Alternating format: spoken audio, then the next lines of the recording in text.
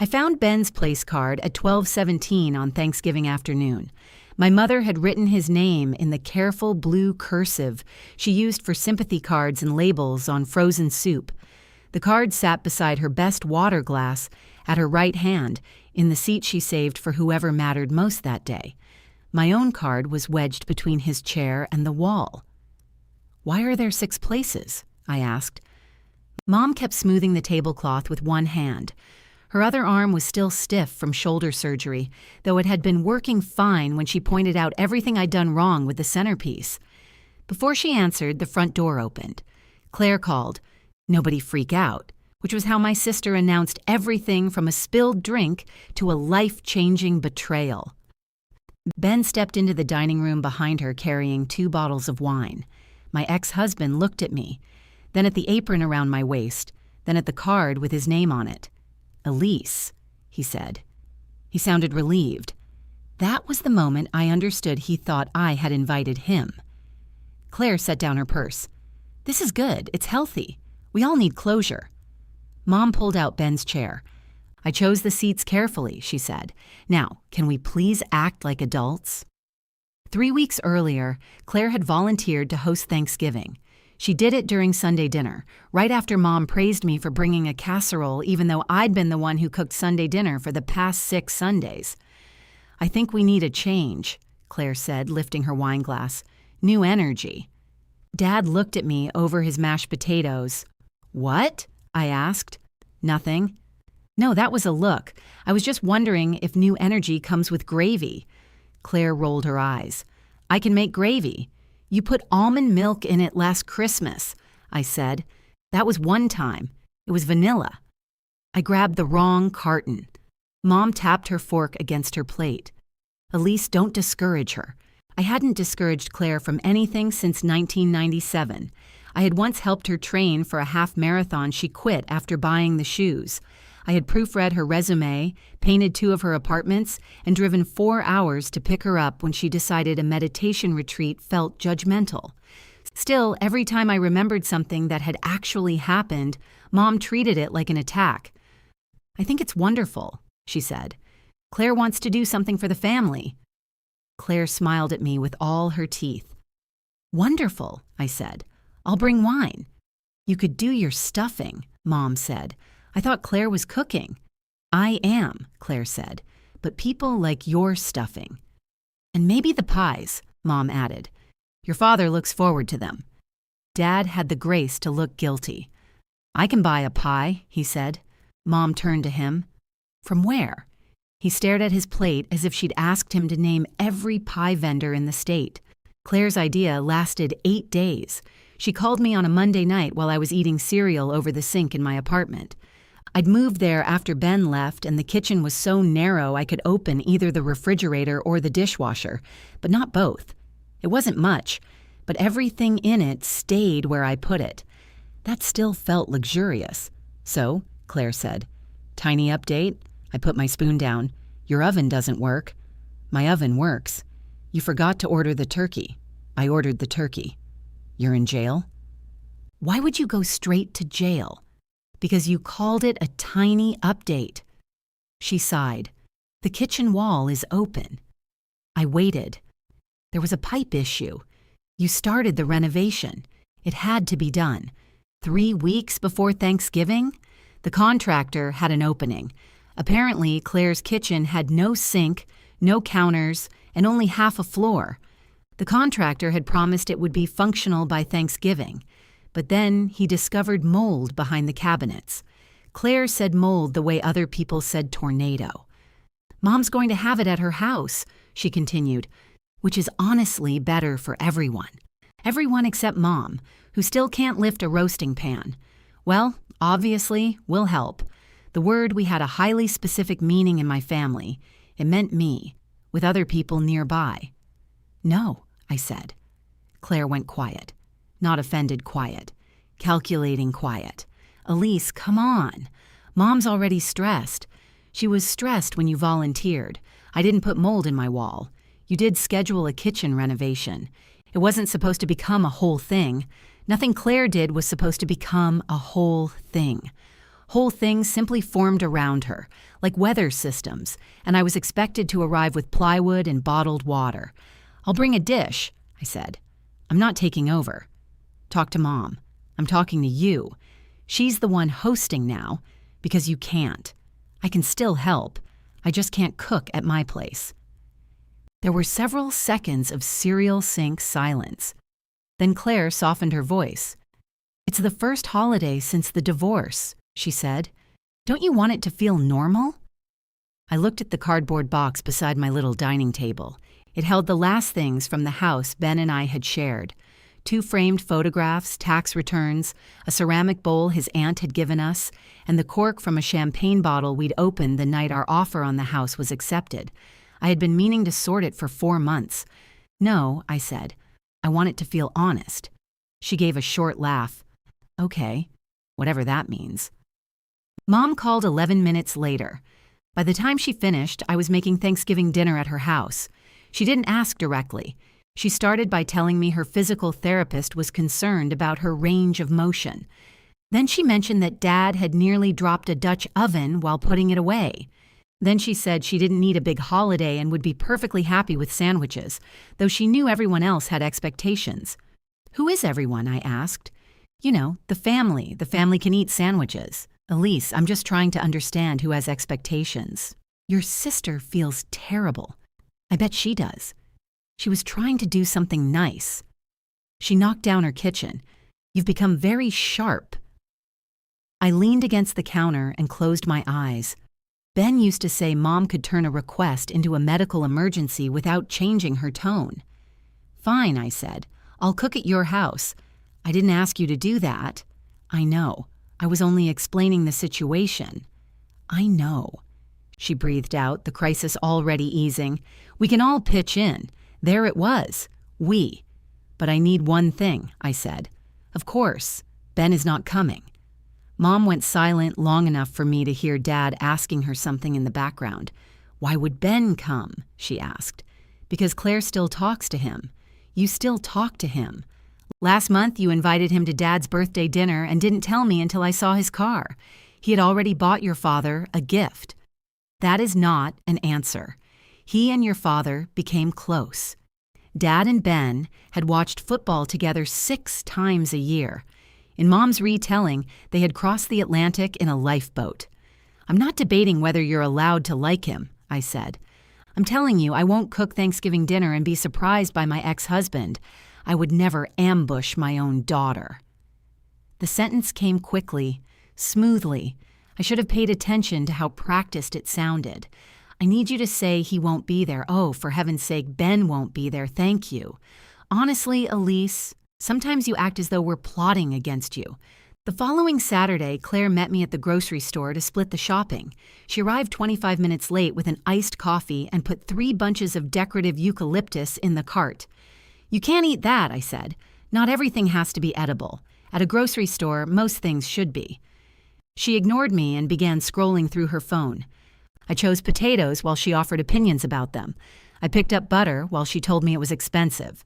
When I asked her to find sage, she disappeared and came back with rosemary because the sage containers looked sad. At the register, she patted her coat pockets. I left my wallet in the car. "Go get it. There's a line behind us. I'll let them pass." She stared at me. I stared back. This was new. The old Elise would have paid and spent the drive home rehearsing a conversation she would never have. Claire gave an exaggerated sigh and went to get her wallet. She returned carrying it like evidence of my cruelty. "You're really committed to making everything difficult lately," she said. "I'm making you pay for your half of groceries. You know what I mean? I did know. Since the separation, any resistance from me had been filed under instability. If I said yes, I was controlling. If I said no, I was angry. If I asked for notice, I was dramatic. The only version of me everyone recognized as calm was the one carrying something heavy for them." Thanksgiving morning, I arrived at my parents' house at 7 with 2 pies, stuffing ready for the oven, cranberry sauce, rolls, stock, herbs, and the turkey I had picked up because Claire had ordered one that wouldn't be thawed until Saturday. Dad opened the door in plaid pajama pants. "You're early," he whispered. It's 7. I know. Why are you whispering? Your mother's conserving her energy. From the living room, Mom called, Tom, don't just stand there. Help her. Dad took the lightest bag. The house smelled like coffee and the cinnamon candle Mom burned every holiday. The dining room table was already covered with her white linen cloth. 5 folded place cards sat near the centerpiece, still blank. Fancy, I said. Mom appeared in the doorway wearing a cream sweater and her arm brace, though her doctor had told her she no longer needed it around the house. I thought we could make an effort. Is Claire coming early? She said she'd be here by 10, so 11:30. Elise.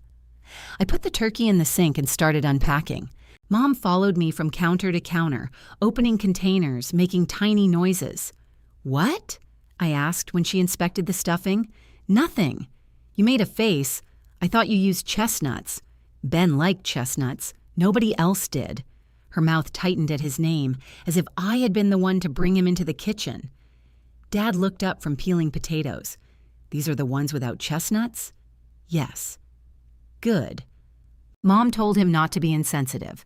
At 9, Claire texted that she was getting dressed. At 10, she said she needed to stop for ice. At 11, she said traffic was insane, though she lived 12 minutes away. Dad and I worked side by side.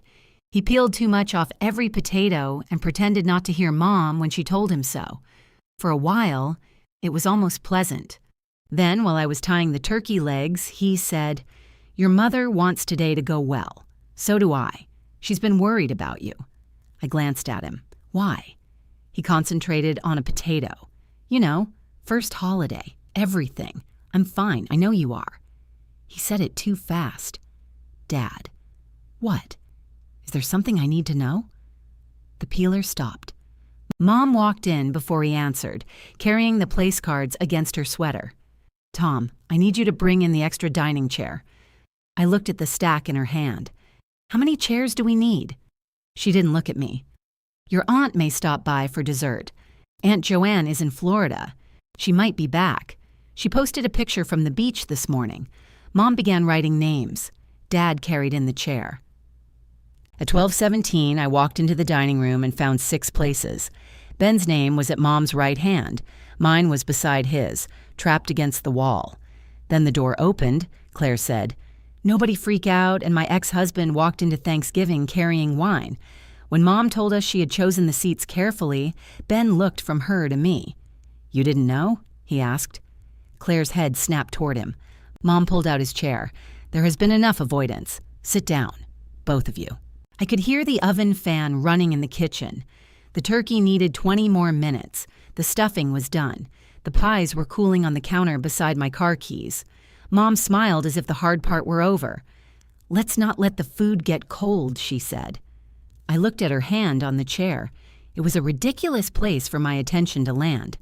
Her nails were painted a pale pink she called neutral, and the polish had chipped at the edge of her thumb. I had taken her to get that manicure 2 days after her surgeon cleared her to drive. She had driven herself to book club the week before, but the salon was such a bad intersection. Elise? Ben said. I untied my apron. Claire stepped between us, already talking. Okay, I clearly got wires crossed, but this doesn't have to be a disaster. What wires? I thought you wanted to talk to him. Why? Because you haven't. That was intentional. Ben set the wine on the buffet.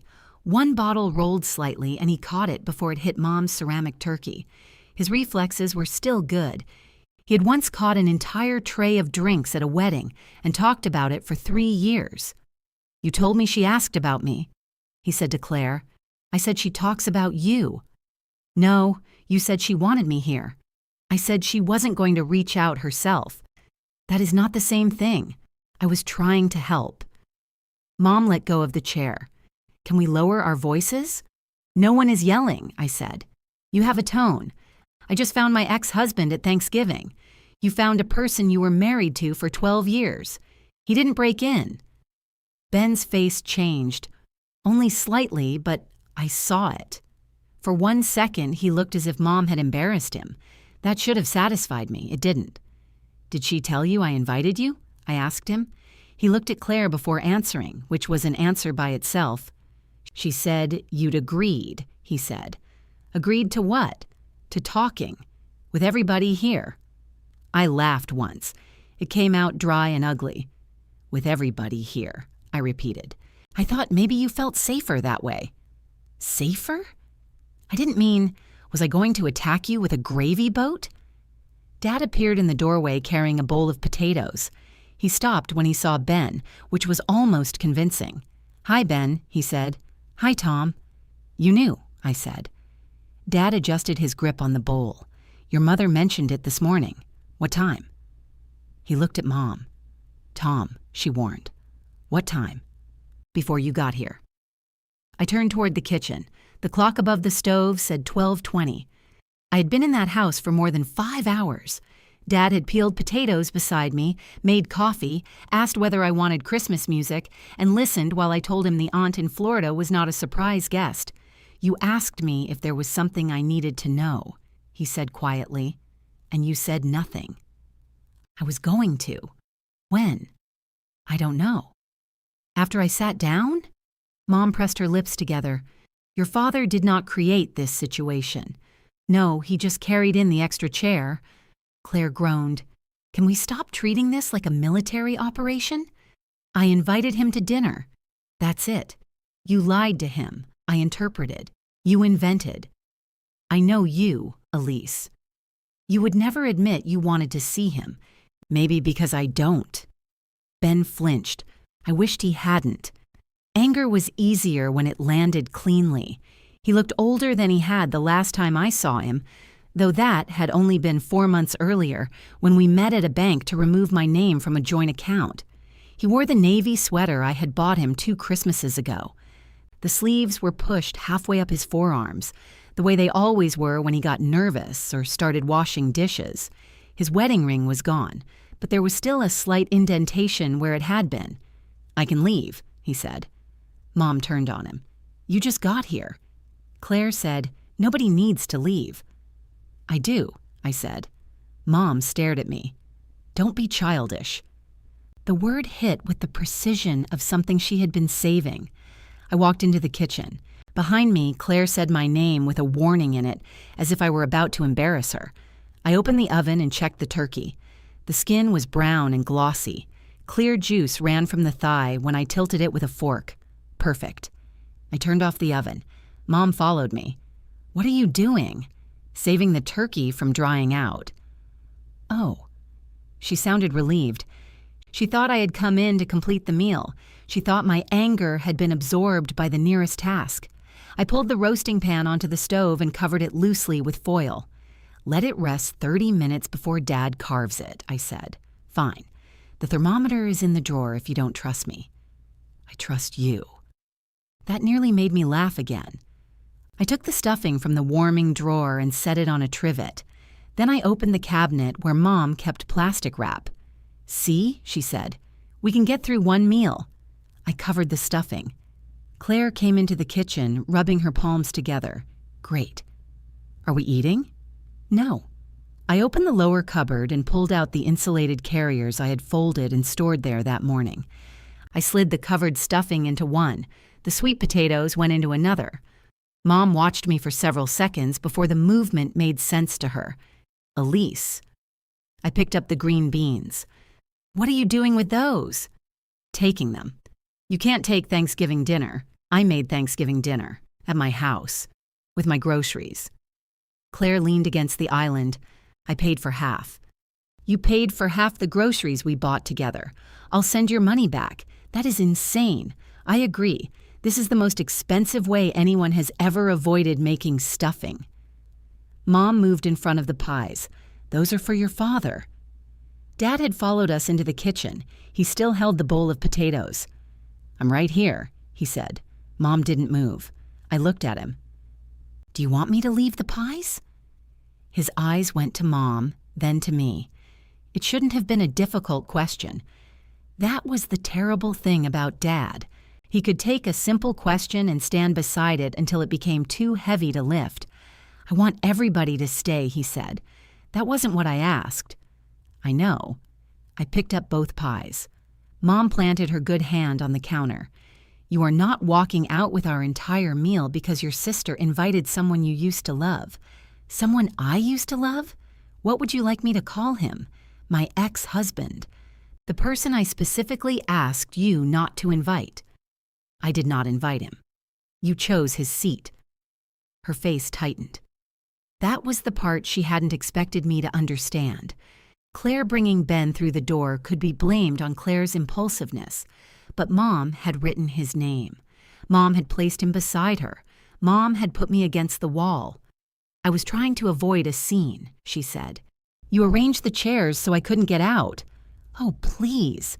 You put him in your place of honor and trapped me beside him. It's a dining table, Elise, not a hostage situation." "No. Hostages usually know they're being held." Claire pushed away from the island. "This is exactly why I didn't tell you. You would have said no before giving it a chance." The kitchen went quiet. Even Mom closed her mouth. "Thank you," I said. "For what?" "For finally saying the honest part." Claire blinked. "I didn't mean, you knew I would say no, so you made sure I couldn't. I knew you'd overreact. Then why did you tell Ben I wanted him here?" "Because I thought once you saw each other, you thought I would do what I always do. You thought I'd be too embarrassed to leave." Claire looked toward the dining room, perhaps hoping Ben would come defend her. He didn't. Mom lowered her voice. "You are punishing everyone." That voice had worked on me for as long as I could remember.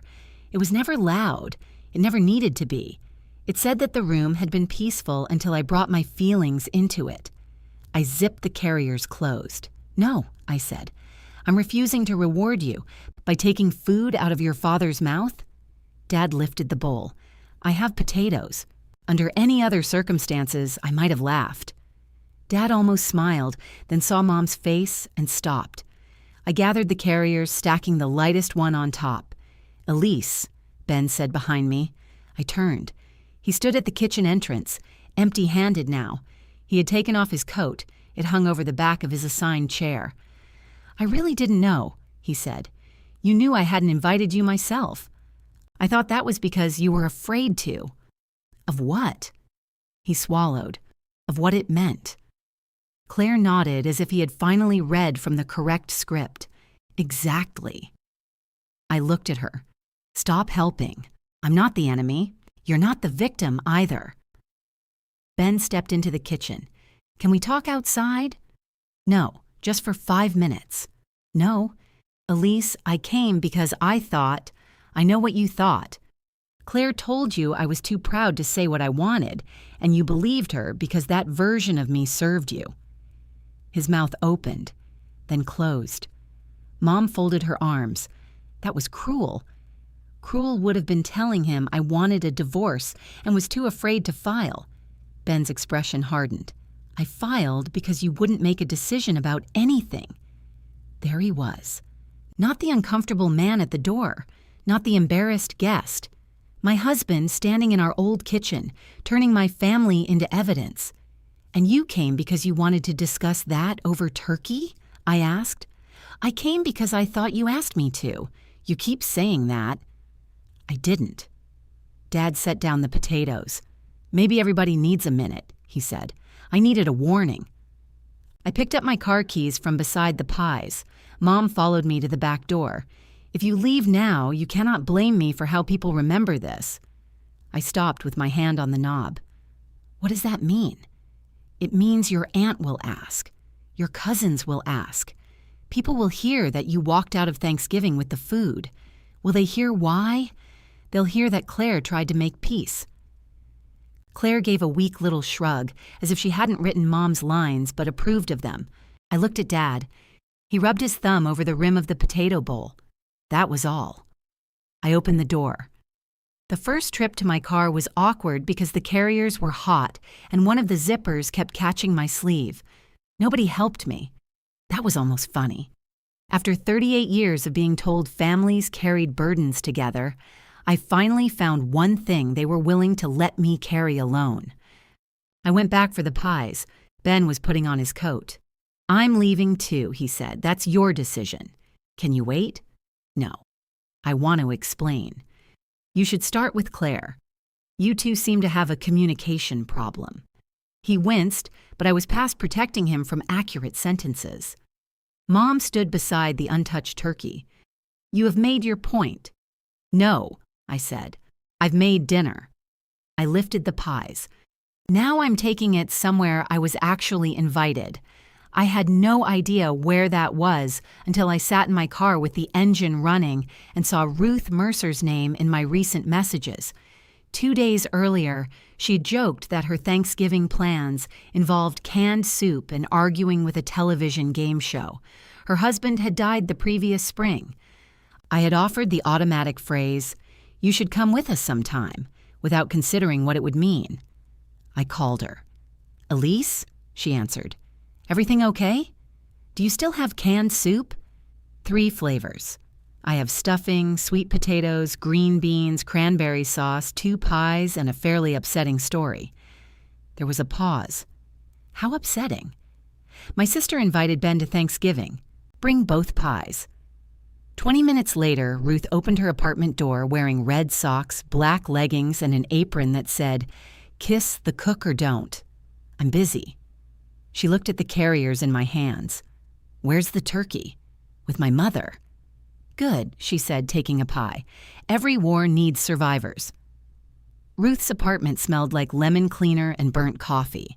A half-finished jigsaw puzzle occupied most of her dining table, and a stack of unopened mail held down one corner as if the table might otherwise blow away. "Put the food in the kitchen," she said. "I need to relocate Portugal." The puzzle was a coastal village with white buildings and an aggressively blue ocean. Ruth lifted the cardboard base and carried the whole thing toward her bedroom. "Do you always do puzzles on Thanksgiving?" I asked. "No. Sometimes I drink." She disappeared down the hall. I set the carriers on her kitchen counter. Her kitchen was smaller than mine, but she had twice as many knives and a refrigerator covered in magnets from places she claimed to hate. I found Paris, overpriced, Rome, too many stairs, and a tiny plastic lobster that said Maine, cold for no reason. Ruth came back holding her phone. "I've invited Dennis from upstairs and Marisol from my grief group." "You have a grief group?" "Technically, I have coffee with 3 widows who dislike our grief group. I don't have enough food for 5 people. We have enough food for 17 people who don't have turkey. I'm serious. So am I. Look at those sweet potatoes. That dish could stop a door." She opened the refrigerator and took out a grocery store rotisserie chicken with 1 leg missing. "Lunch," she explained. "We'll carve it fancy." I should have felt strange, standing in someone else's apartment while my mother's turkey rested in the pan I'd bought her 10 years ago. Instead, the first thing I felt was hungry. Ruth caught me looking at the chicken. "Take the other leg," she said. "You've had a day." My phone buzzed on the counter. Claire. "Mom is crying." A second message appeared. Claire. "I hope you're happy." Ruth glanced at the screen, then handed me a serving spoon. "Here, stir something. The food's already cooked, then stir it emotionally." I peeled back the foil on the stuffing and pushed it around until the steam fogged my glasses. My hands had started shaking, not badly. Just enough for the spoon to tap against the side of the dish. Ruth leaned against the counter. "Do you want to tell me what happened? Or do you want to spend the night pretending you left Thanksgiving because your family objected to sage?" I didn't use sage. I knew there was more to it. I told her the short version, then the medium version. By the time Dennis knocked, I was explaining the place cards. Dennis was a retired dentist in a green corduroy jacket. He handed Ruth a bottle of sparkling cider and looked at me. "Ex-husband?" "Yes." "At the table?" "Yes." "Beside you?" "Yes." He nodded thoughtfully. "My sister once seated my ex-wife on my lap at a wedding." I stared at him. "Metaphorically," he said. "There weren't enough chairs." Marisol arrived carrying a bag of dinner rolls and a bottle of tequila shaped like a skull. She was in her late 50s, with silver hair down to her waist and eyeliner, sharp enough to make Claire nervous from across a room. "Which one is the abandoned daughter?" she asked. Ruth pointed at me. "I wasn't abandoned. Give it time." "She's cheerful," Dennis said. I'm realistic. We ate at Ruth's small table with mismatched plates balanced around the relocated puzzle's empty space. She served the rotisserie chicken on a blue platter with parsley arranged around it, and Dennis carved it as solemnly as Dad would have carved the turkey. Nobody held hands. Nobody said what we were grateful for. Marisol poured sparkling cider into wine glasses and toasted to meals nobody had to earn. The stuffing was good, better than it had any right to be. I checked my phone twice under the table. Mom had called 4 times. Claire had sent a photograph of the dining room with the untouched turkey in the center, as if documenting a crime scene. Her next message said, "Dad can't even eat." I knew that was a lie because Dad ate when he was nervous. At my wedding, he had consumed 3 dinners while waiting to make his toast. Ben hadn't called. That bothered me more than it should have. "You keep looking at that phone like it contains test results," Marisol said. "My family is trying to determine whether I've ruined civilization. Turn it over." I did. "Good. Now tell us why your ex believed you invited him." "I don't know." "You do. I cut a green bean in half. My sister told him I wanted him there." "That explains what she did, not why he believed her." Ruth shot Marisol a look. "What?" Marisol asked. "I'm not charging her." "He believed it because he wanted to," I said. The answer came out before I decided whether I meant it. Dennis passed me the rolls. People believe all kinds of things when the alternative is feeling unwanted. I looked at him. He shrugged. Dentists know a great deal about rejection. We ate without discussing Ben for a while. Dennis told us about the year his mother cooked a turkey without removing the bag of giblets. Ruth admitted she had forgotten to defrost one entirely and tried to speed it up with a hairdryer. Marisol said she once served lasagna on Thanksgiving because her late husband had hated turkey. Hated it, she said. Every year he ate 3 plates and complained between bites. After he died, I didn't eat turkey for 7 years. I wasn't grieving. I was enjoying myself. Ruth laughed so hard she had to take off her glasses. It was the strangest Thanksgiving I had ever attended. Nobody corrected how I held my fork. Nobody asked why I wasn't smiling. When I went into the kitchen to start washing dishes, Ruth took the sponge out of my hand. "Sit down. I don't mind. I know." That's the problem. It was exactly the sort of sentence Ben used to say. The thought made my chest tighten. Ruth must have seen something in my face because she lowered her voice. "You don't have to repay dinner. I brought dinner. And now you're trying to repay us for eating it." She pointed toward the table. "Go have pie." We ate 1 pie and sent half the other home with Dennis and Marisol. Ruth found a deck of cards in a drawer and we played gin rummy until the windows turned black and my mother's calls stopped. At 9, my phone buzzed again. Dad had left a voicemail. I excused myself and listened to it in Ruth's bathroom, sitting on the closed toilet because my knees had become unreliable. "Hi, sweetheart," he began. His voice was low. "I just wanted to say, I understand why you left. I do.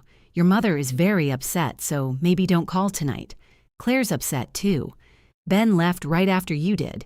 He didn't stay to eat. I should have said something when you asked me. I'm sorry about that. I didn't know what to do." A pause. "You made a great turkey." That was it. Not "I should have warned you." Not "I told your mother she was wrong." He understood privately, the way he always did. Dad's support was a note slipped under a locked door. I replayed the message, hoping another sentence might appear. It didn't. When I came out, Ruth was packing leftovers into containers. "You can sleep here," she said. "I'm okay to drive." That wasn't what I meant. I know. She gave me a small container of chicken and half the remaining pie.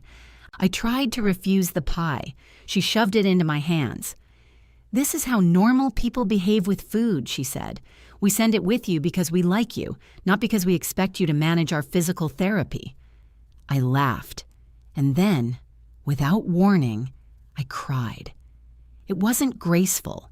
There was no single tear slipping down my cheek while I stared bravely into the distance.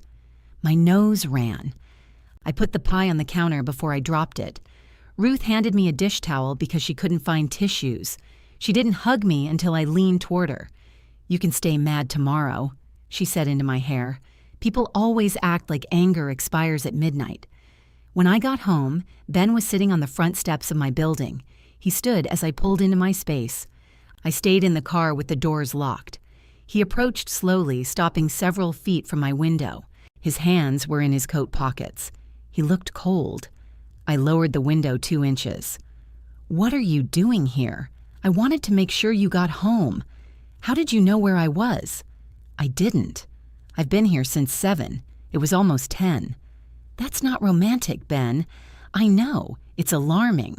I know that, too." I stared at him through the opening. He glanced at the containers on the passenger seat. "Did you eat?" "Yes." "Where?" "Not your business." He nodded. For a moment, neither of us said anything. A car moved through the parking lot behind him, headlights washing over his face. "I'm sorry," he said. "For coming?" "For believing Claire." "That's a convenient piece to be sorry for. I didn't know what else to believe. You could have called me. I thought you wouldn't answer. You didn't try." His jaw shifted. "No." The admission surprised me. "Claire said you'd been asking about me," he continued. "She said today was your idea, but you didn't want to be the one to invite me because of how things ended." "How things ended?" "I'm not defending it. You packed while I was taking care of Mom. You knew I was leaving. I knew you were angry. I had been angry for years. And I had been exhausted for years. Only one of us got to turn that into a grand exit." His eyes closed briefly. "I don't want to do this in a parking lot. I don't want to do it at all. Elise, please, go home. I came because I thought you wanted closure." Claire called it closure. I called it Thanksgiving. He took one hand from his pocket and placed his palm against the roof of my car, not touching me, just steadying himself. "I miss you," he said. There it was. The thing everyone had built the whole day around. The hidden prize they believed I wanted badly enough to forgive the packaging. I rolled up the window. Ben stepped back.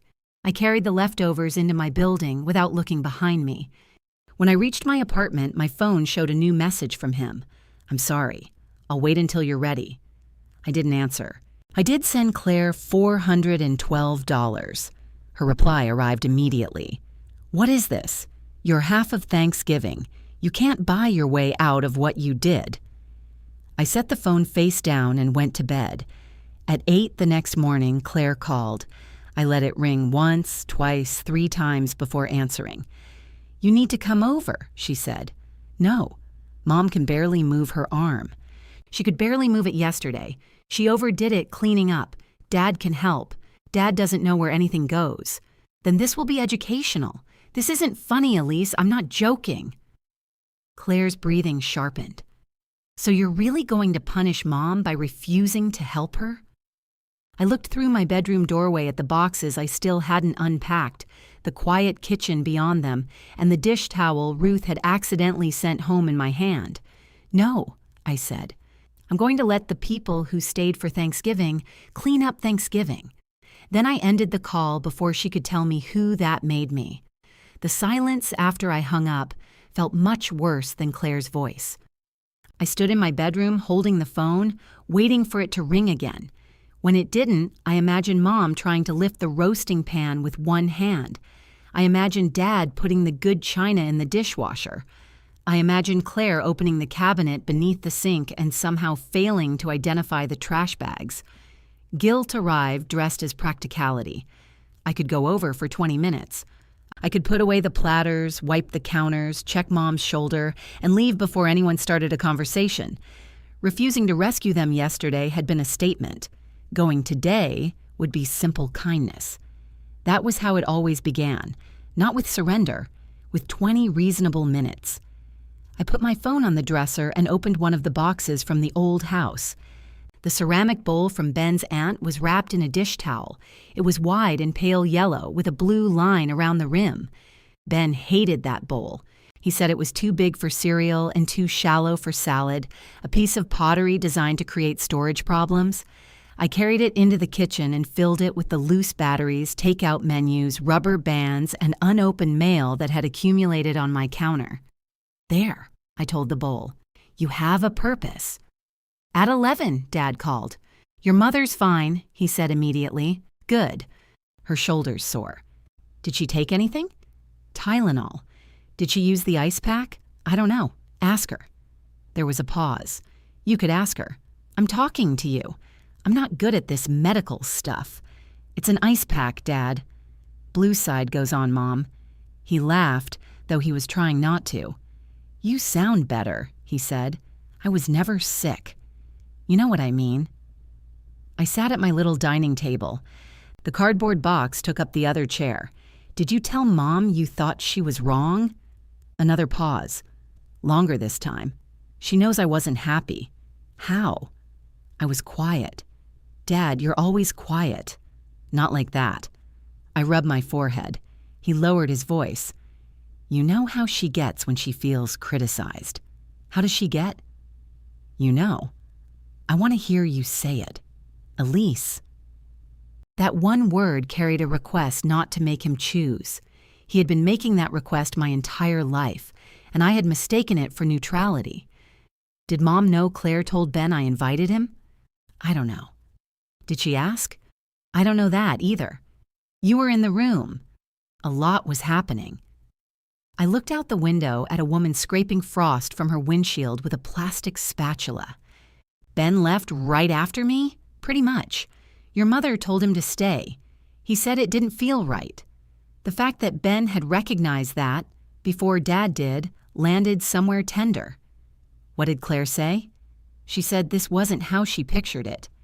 I laughed. Dad did too. Then we both stopped, embarrassed by how easy it was to find Claire funny when she wasn't there. Your mother wants the carriers back, he said. She can have them, and her pie plates. Those too. She saved some turkey for you. I don't want it. It's good turkey.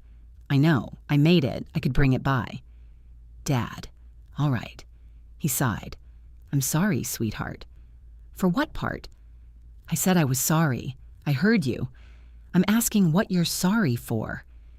He was silent so long I checked the screen to make sure the call hadn't dropped. For not warning you, he said finally. Thank you. And for not saying anything when it happened. Thank you. I just didn't think you'd leave. There it was. I leaned back in my chair. Neither did they. No, he said. I guess they didn't. Mom called after lunch. She didn't say hello. You upset your father. I talked to him for 10 minutes. He feels responsible. He was there. He wasn't part of Claire's plan. He knew before I arrived. He found out that morning. So did I. That is not the same. You're right. He had time to tell me. Mom inhaled through her nose. I could picture her sitting in the recliner with the ice pack Dad had finally located, the phone held close to her face. I don't recognize you lately, she said. I moved out of a marriage and stopped agreeing with you. It's not a disguise. That is an ugly thing to say. It's an accurate thing to say. We were trying to help you. No, Claire was trying to get Ben and me back together without asking either of us the truth. Ben loves you. That doesn't make him my husband. He is your husband. He filed for divorce. People make mistakes. I stared at the yellow bowl full of batteries. Which person are you talking about? She ignored that. Your sister thought if you could sit together for one meal, you might remember what you had. I remember what I had. And what is that supposed to mean? It means I don't need you to explain my marriage to me. I knew Ben for 12 years. I knew him in bed, Mom. The line went dead silent. I almost apologized. The impulse rose automatically and I bit the inside of my cheek until it passed. That was unnecessary, she said. So was his place card. You keep coming back to that. Because you keep pretending you were a bystander. I was trying to make the best of a decision Claire had already made. You could have called me. And had you refused to come? Yes. After we bought all that food? I bought the food. Well, apparently no one else's effort counts. That was Mom's best trick. She could take the thing I had done entirely by myself and make my recognition of it sound selfish. I'm not doing this today, I said. Doing what? Arguing until I'm too tired to remember what happened. I'm not arguing. I'm trying to understand why you humiliated this family. You told me Ben wouldn't be there. I didn't invite him. You wrote his name." She went quiet.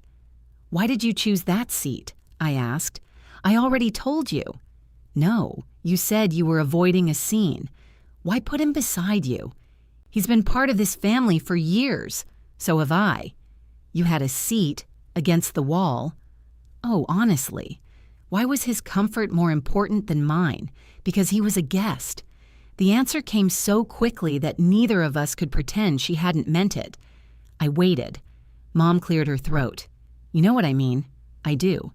Elise, I'll have Dad pick up your things." I ended the call. On Monday morning, Ruth placed a coffee on my desk without asking. "Peace offering," she said. "We didn't fight. It's a congratulations coffee then. For surviving? For not going over there and washing the roasting pan." I narrowed my eyes at her. "You thought about it," she said. "For 20 minutes. 20 minutes is how cults recruit."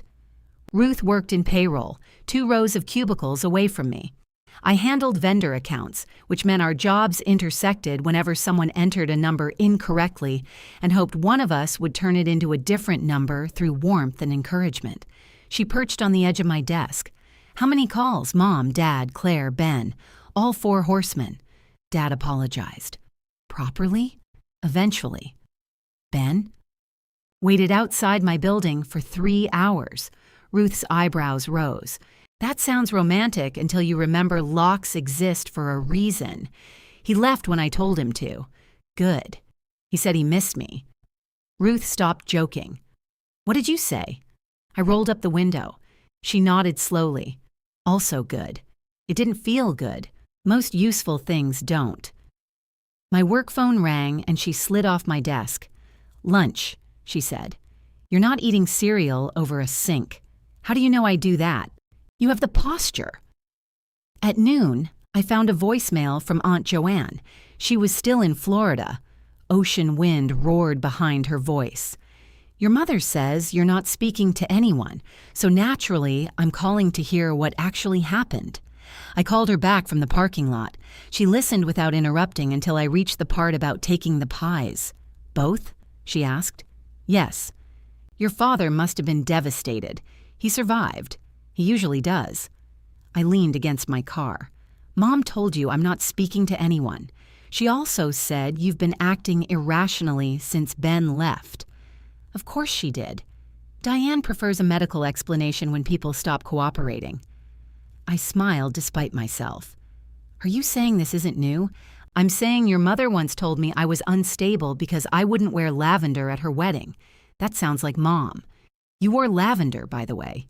You were adorable." I was 5. The word left my mouth before I remembered how far back the pattern went. Joanne's voice softened. "Your mother has always confused being needed with being loved. Claire gives her plenty of opportunities to feel needed. You never did. That's not true. She needs me constantly, not in the way she wants. You solve problems. Claire creates them, then lets your mother be the hero." I watched 2 coworkers cross the parking lot carrying takeout bags. That doesn't explain why Mom expects me to solve them. No, it doesn't. I appreciated that Joanne didn't rush to make it neat. "What do I do?" I asked. "Don't ask me. I moved 1,400 miles away. You're in Florida." "Exactly." That evening, Dad picked up the carriers and pie plates. He brought the container of turkey anyway. I said I didn't want it. "Your mother said you would." He stood in my doorway holding it with both hands. I took the container. Not because Mom was right, because Dad looked tired. "Mom has physical therapy tomorrow," he said. "I know I'm going to drive her." "Good. I haven't been to that office." "The address is in her phone. She says parking is difficult. It is." He waited. I didn't offer. His shoulders dropped a fraction, as if he had been holding a familiar weight and just realized I wasn't reaching for my end. "We'll figure it out," he said. "I know you will." He kissed my forehead and left. The next afternoon, Mom sent a message to the family group, made it home from therapy. Despite everything. Claire added a heart. Dad sent a thumbs up. I put my phone away without answering. At 7, someone knocked hard enough to rattle my door. Claire stood in the hallway with her arms crossed and Mom's empty turkey container tucked against her hip. "How long?" she asked. "Are you planning to keep this up?" I looked at the container. "You came here to return something Dad brought me yesterday?" "I came because we need to talk about Christmas. That's 4 weeks away." "Exactly. We can't have you pulling another stunt." I opened the door wider, but I didn't step aside. Claire looked at the gap, then at me. "Aren't you going to let me in?" "I haven't decided." Claire shifted the container to her other hip. "You're being ridiculous. You're standing in my hallway demanding access to my apartment. I'm your sister. That explains why you're here. It doesn't explain why I have to let you in." The door across from mine opened. My neighbor, Mr. Patel, stepped into the hallway wearing slippers and carrying a trash bag. He looked at Claire, looked at me, and gave us the cautious smile of a man who had heard enough to know he wanted no additional information. "Evening," he said. "Hi," I said. Claire smiled brightly. "Family discussion." Mr. Patel nodded. "My condolences." He continued toward the stairs. Claire watched him go. "Your neighbors are weird. He's lived here since 1988. You've been here 40 seconds. Can I come in?" I stepped aside. She entered as if she had won something. She set the turkey container on my counter, then turned in a slow circle, inspecting the apartment. Claire had helped me move exactly 1 box into the place before leaving for a hair appointment, but she still behaved as though she had personally approved the lease. "You still haven't unpacked." "I've unpacked most of it. There are boxes everywhere. There are 3. 1 is on a chair. I don't have company. What am I? Unscheduled." She took off her coat but didn't ask where to put it. She laid it over the cardboard box on the chair, creating an unstable mound of wool and old tax returns. "Do you want water?" I asked. "No." "Coffee?" "No." "Then start talking." Claire leaned against the counter. "Mom can't do Christmas." "Okay. That's all you have to say?" "What response were you hoping for?" "I don't know. A solution?" "You can host. My kitchen still isn't done. Use Mom's. She can't manage that. She won't have to. You'll be there." Claire's eyes narrowed. "You know I don't cook like you. You can follow instructions. I have a demanding job." I stared at her. "What?" she said.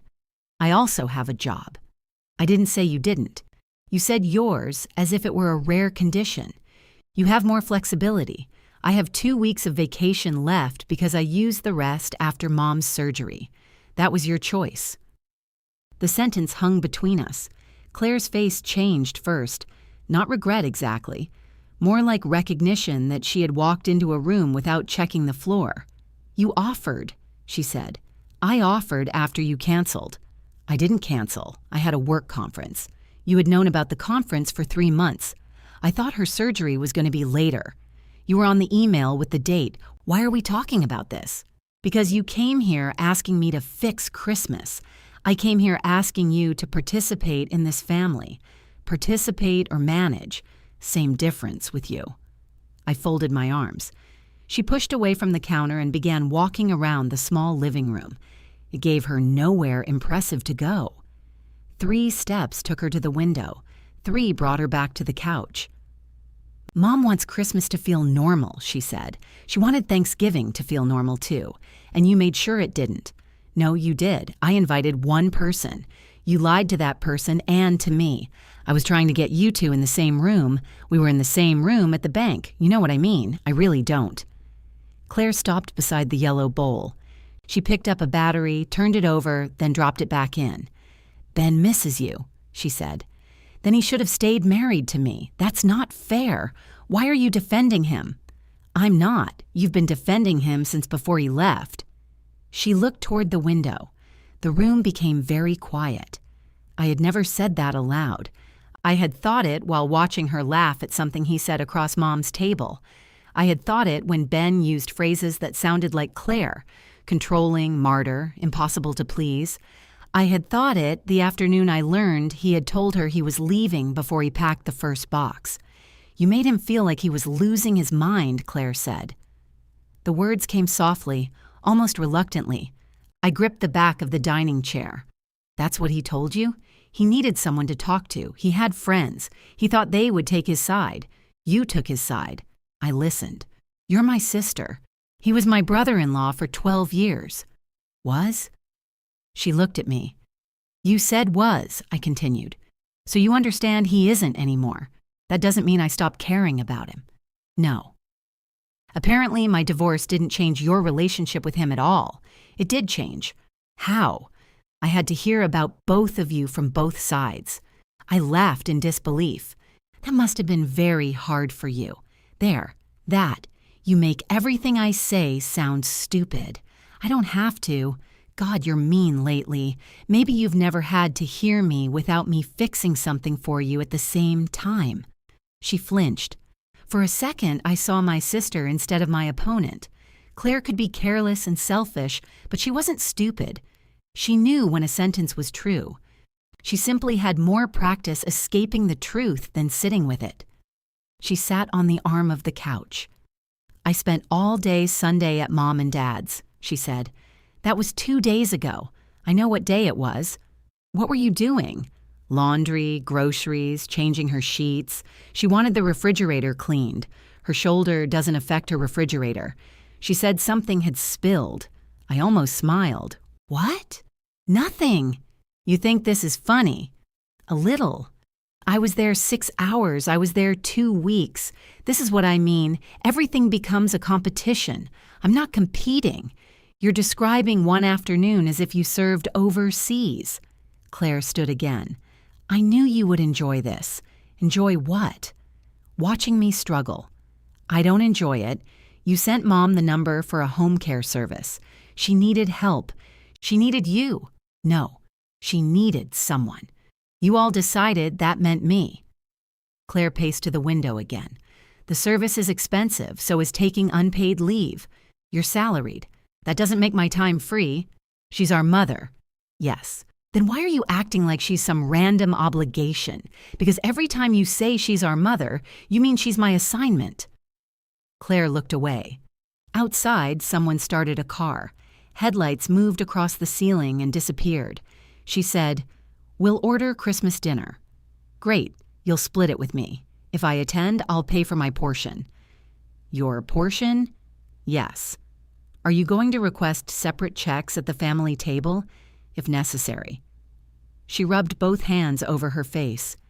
We cannot keep doing this. I agree. That means you need to stop. No. It means something needs to change. And you've decided that something is everything? I've decided I'm not organizing Christmas. Mom already made a list. Then she's ahead.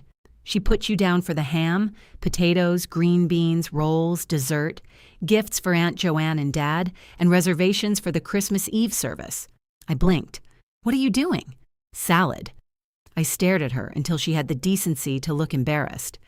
It's a complicated salad. What's in it? I haven't chosen one. I went to the drawer by the refrigerator and took out a notepad. On the top page, I wrote ham, potatoes, green beans, rolls, dessert, gifts, reservations. I tore it off and held it toward her. What's this? Your list.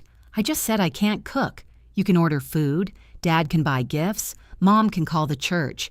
You know Dad will get the wrong thing. Then he'll exchange it. Mom hates making calls. She called me 4 times on Thanksgiving. Claire didn't take the paper. I placed it on top of the turkey container. You're serious, she said. Yes, so what? You're just not coming? I haven't decided. It's Christmas. I know what it is. Are you going to eat with those people from Thanksgiving? The contempt in her voice surprised me. Those people fed me. You brought the food. They made room. We made room. You refused to sit down. You made room for Ben. This is all about a chair to you. No. It's about everyone in that house knowing I would say no and deciding my no didn't matter. Claire's mouth tightened. You don't understand, she said. Then explain it. She opened her mouth, but nothing came out. Why him? I asked. Why Thanksgiving? Why tell him I wanted him there? Because he misses you. That isn't your problem. Because you've been miserable. Also not yours. Because Mom thought, what did Mom think? Claire looked at the list on the container. She thought if you two could talk, things might settle down. Things, you, the family, all of this. I felt something cold settle behind my ribs. You wanted Ben back so I would be easier to manage. That is not what I said. It's close. No, it isn't. Did you think if he came back, I'd start doing everything again? Her eyes flashed. You act like we can't survive without you. You're in my apartment because you don't know how Christmas works. That's not the same. What is different? I'm trying to keep this family together. No, you're trying to put me back where I was. Claire grabbed her coat. The box beneath it tipped, and a folder slid onto the floor. She left it there. You know what? She said. Maybe Ben was right. I bent to pick up the folder. About what? That you need everyone to depend on you because then you get to hate us for it. I straightened. The sentence hurt because part of it had once been true. I had liked being the person everyone called. I had liked knowing Mom's prescriptions, Dad's shirt size, Claire's airline password, Ben's coffee order. Usefulness had felt safer than asking whether anyone enjoyed me when I arrived empty-handed. But the fact that Claire could see that didn't make what she did kind. Maybe he was right, I said. She looked startled. Maybe I did make it too easy for all of you to depend on me. I'm fixing that. That isn't what he meant. I know. She opened the door. Take the container, I said. I don't want it. You carried it here. I don't care. She stepped into the hall. Claire, she turned. You don't get to use my ex-husband's private complaints as a weapon and still call yourself neutral. Her face went pale. He was hurting. So was I. You never talked to me. You were the person he was talking to. For once, she had no quick answer. She left without slamming the door. Somehow, that was worse. It made the conversation feel unfinished instead of broken. I stood alone beside the list she had refused to take. My phone buzzed. Ben's name appeared on the screen. I almost ignored it. Then I opened the message. I need to tell you exactly what Claire said before Thanksgiving. You deserve to know. One conversation, public place. You choose. I read it twice. Then I looked at the ceramic bowl his aunt had given us, now holding batteries like it had been waiting years for a smaller job. Saturday, 10 o'clock. Bell Street Coffee. His reply came before I could set down the phone. I'll be there. Bell Street Coffee was crowded enough to prevent a scene and quiet enough to make one humiliating. Ben had taken a table near the front window. He was already sitting when I arrived, with his coat folded over the chair beside him and 2 cups between his hands. He stood. I got you a maple latte. I drink regular coffee now. His face fell so quickly that I almost apologized. I can get you one. I'll do it. The line gave me 3 minutes to wonder if I should leave. Ben stayed at the table, looking down at the wrong drink. When I returned with black coffee, he moved the latte to his side. I'll have both, he said. You'll vibrate through the floor. I probably deserve to. I sat across from him. For several seconds, we watched people walk past the window. A man in running clothes stopped to retie his shoe. A woman dragged a reluctant terrier toward the corner. Ordinary Saturday life continued 3 feet away from a conversation that had occupied half my mind all week. Ben unlocked his phone. I want to show you something. Before you do, answer one question. Okay. When did you start talking to Claire about our marriage? He looked at the screen. That isn't a date. I don't remember the exact date. Before my birthday? He rubbed his thumb along the edge of the phone. Yes. My birthday had been in March. Ben left in June. How long before? January, maybe. 5 months. It wasn't constant. That isn't what I asked. I know. He took a drink of the maple latte and grimaced. He'd always thought maple tasted like furniture. She called me, he said. She wanted advice about Mom. She said you were taking over everything after the surgery got scheduled, and she didn't know how to help without you correcting her. Mom's surgery was in June. She was scheduling it in January. I know. I was the one scheduling it. His eyes moved toward the window. What did you tell Claire? That she needed to follow through when she offered something? That you were exhausted? That sounds reasonable. It started reasonably. Most bad decisions do. He nodded. She started asking how things were between us. I told her I was worried. Then, when we fought, I'd text her. Why her? Because she understood the family. She understood how to avoid responsibility in the family. She also understood what you were like when you got pulled in. What was I like? Tired. Angry. You'd say yes to everyone and then come home furious at me because I noticed. I was not furious at you for noticing. You were furious when I suggested you stop, because your suggestion was usually, let Claire deal with it, when both of us knew Claire wouldn't. So I stopped feeling sorry for you. The honesty was ugly, but not surprising. Ben leaned forward, forearms on the table. You want me to admit I handled it badly. I did. I started talking about you instead of to you because talking to you went nowhere. Did you tell Claire you were going to leave before you told me? Yes. Did you tell Mom? Yes. Why? I wanted them to be ready. For what? To help you. I laughed louder than I intended. A woman at the next table looked over. You recruited my family to catch me after you pushed me off a building. That isn't fair. No. You gave them advance notice that my marriage was ending, then let me come home and discover the boxes. I had told you I couldn't keep living that way. You told me a lot of things during arguments. You never said, I am leaving Thursday while you're at your mother's. He stared into the foam of the latte. No, he said, I didn't. The anger I'd carried into the coffee shop shifted. It didn't lessen. It became heavier, less useful. Show me the thing, I said. He turned his phone around. The group chat was called Sunday People. It was the phrase Mom used for anyone she considered permanent. Friends could come to dinner on Friday or Saturday. Sunday people were family, or close enough that she expected them to act like it. The members were Mom, Claire, and Ben. I scrolled upward. There were photographs of Dad grilling, Mom's shoulder exercises, Claire's demolished kitchen. Ben had sent a picture of a bookshelf he was assembling in his new place. Mom had commented that it looked lonely. Claire had added that he needed a woman's touch, followed by a laughing face. I kept scrolling. Mom had sent updates about me. Elise came by to change the air filters. Elise took me to therapy. She looks too thin. Elise says she's fine, but you know her. Claire's messages were worse. She asked if you were seeing anyone. I hadn't. She brought up your restaurant yesterday. I had driven past it with Claire and pointed out that the patio had been renovated. She found your blue scarf in a box and got weird. I had asked if Claire wanted it because it was hers. These aren't misunderstandings, I said. I know that now. You thought I was asking about whether you were dating? Yes. Through Claire? You wouldn't talk to me.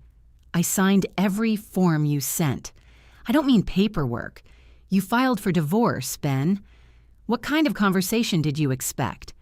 He looked at me with something close to anger. Any conversation. You were so controlled. You talked about the house and accounts and furniture like we were shutting down a business. I was trying not to fall apart in front of you. I didn't know that. You didn't ask Claire?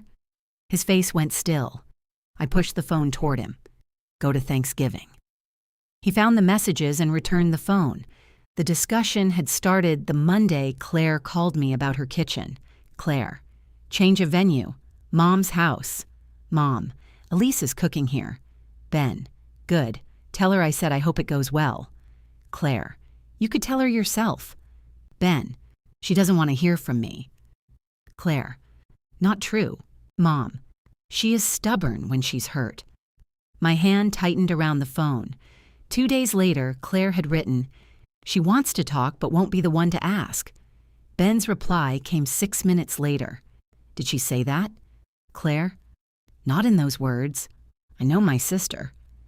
Ben, I'm not showing up unless she agrees. Mom, she'll be here. I'll make sure there's a place for you. I looked up. You saw not in those words and decided that meant yes? I asked again. He scrolled to another section. Ben. I need to know Elise is expecting me. Claire. She knows we want closure. She didn't object. I had objected to Ben attending before Claire even invited him.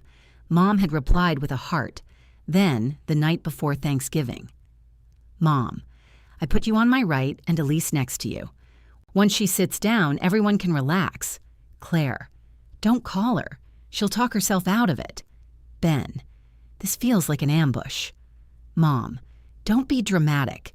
She would never walk out on her father's Thanksgiving. I read the line again. Not our Thanksgiving.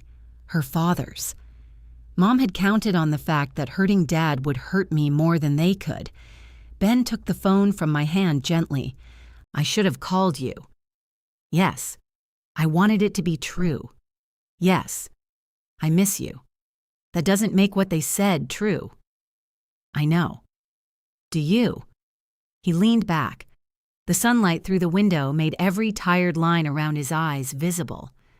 I left because I thought nothing would ever change, he said.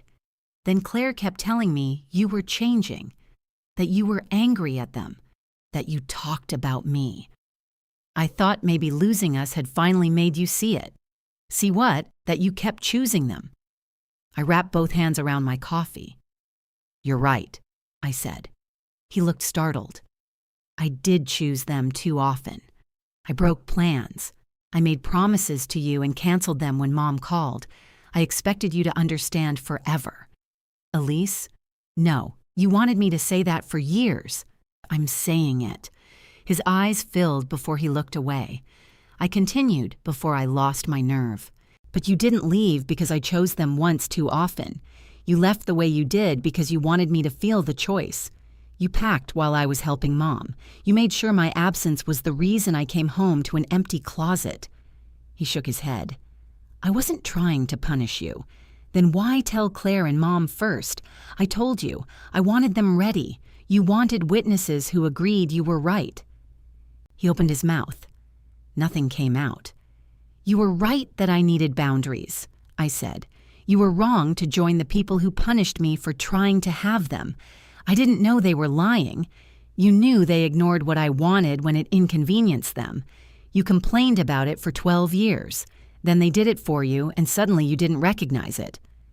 He looked down at both cups. The wrong coffee sat almost untouched. I'm sorry, he said. This time he didn't attach a reason. I believed he meant it. That was harder than believing he didn't. He slid the phone across the table again. Send yourself whatever you need. I don't want your phone. You should have proof. I'm not putting the family on trial. Your mother will say it didn't happen that way. She already has. I photographed the Thanksgiving messages anyway, not for a trial, for the version of me who might wake up at 2 a.m. and wonder whether I had exaggerated the whole thing. Ben watched me set his phone down. Is there any chance? He asked. Of what? Us. The coffee shop suddenly seemed too warm. I don't know who I am without fixing things, I said. And you don't know how to love me without grading how fast I change. His face folded slightly. So that's no. That's not now, and I don't want you to wait. He nodded once. What about your family? He asked. Am I supposed to stop talking to them? I can't tell you who to talk to.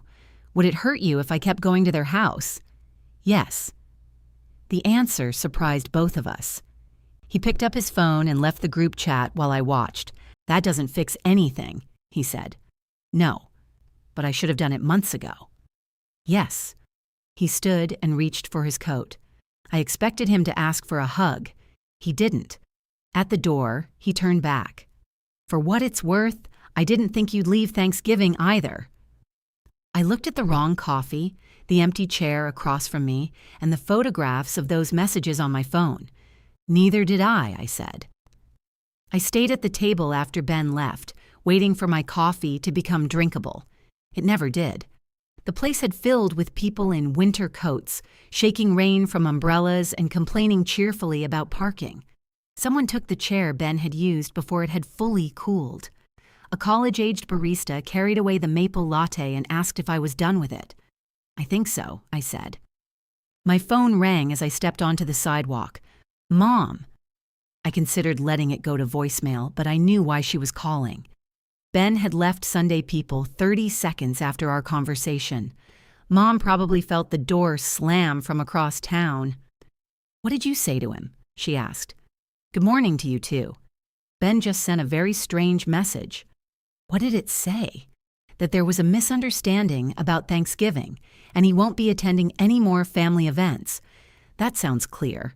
He left our chat. I know. Silence. How would you know that? I watched him do it. You met with him? Yes. After everything you said about not wanting to see him. I didn't want to be ambushed at Thanksgiving. That's different from choosing to meet him in public. You do realize how confusing that is for everyone. It wasn't confusing to him. What did you tell him about us? The truth. That could mean anything coming from you lately. I stopped beneath the awning of a closed florist. Rain tapped against the striped canvas overhead. I saw the messages, I said. Mom didn't answer. I saw Sunday People. I saw Claire tell him I was asking whether he was dating. I saw you tell him I was stubborn when I was hurt. That was a private conversation. About me. Ben had no right to show you that. You told him I wouldn't leave Dad's Thanksgiving. I said you wouldn't walk out on your father. I know exactly what you said. I have a picture. Her breath sharpened. You took photographs? Yes. Why? Because you were already changing the story while it was happening. I never lied to Ben. You knew I had said he couldn't come. I knew you were emotional. I was clear. You were angry. People say things when they're angry. I said it 3 weeks before Thanksgiving. You had 3 weeks to change your mind. And at what point did I tell you I had? Mom went quiet. Rainwater ran off the edge of the awning in a steady sheet. Across the street, a man struggled to close a broken umbrella. We thought it would be good for you, she said. Then why hide it? Because you would have refused before giving it a chance. That is what Claire said. Well, she was right. The certainty in Mom's voice took something out of me. It wasn't that she didn't understand. She understood perfectly. She simply believed my refusal was a problem to solve. Do you hear yourself? I asked. I hear a mother who watched her daughter throw away a marriage. Ben left me. Because you pushed him away. You told me for years that he needed to be more understanding. He did. You both made mistakes. Then why was he the guest of honor? He was hurting. So was I. You don't let anyone help you. I asked you not to invite him. That was how you could have helped. That isn't help. That's avoidance.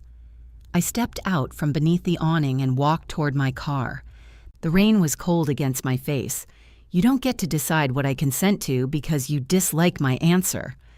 Oh, please don't use therapy language with me. It's regular language. You sound like a pamphlet, and you sound like someone who got caught. Mom inhaled. I unlocked my car. When you decide you want to speak respectfully, she said, you can call me. You called me. She hung up. I sat behind the wheel without starting the engine.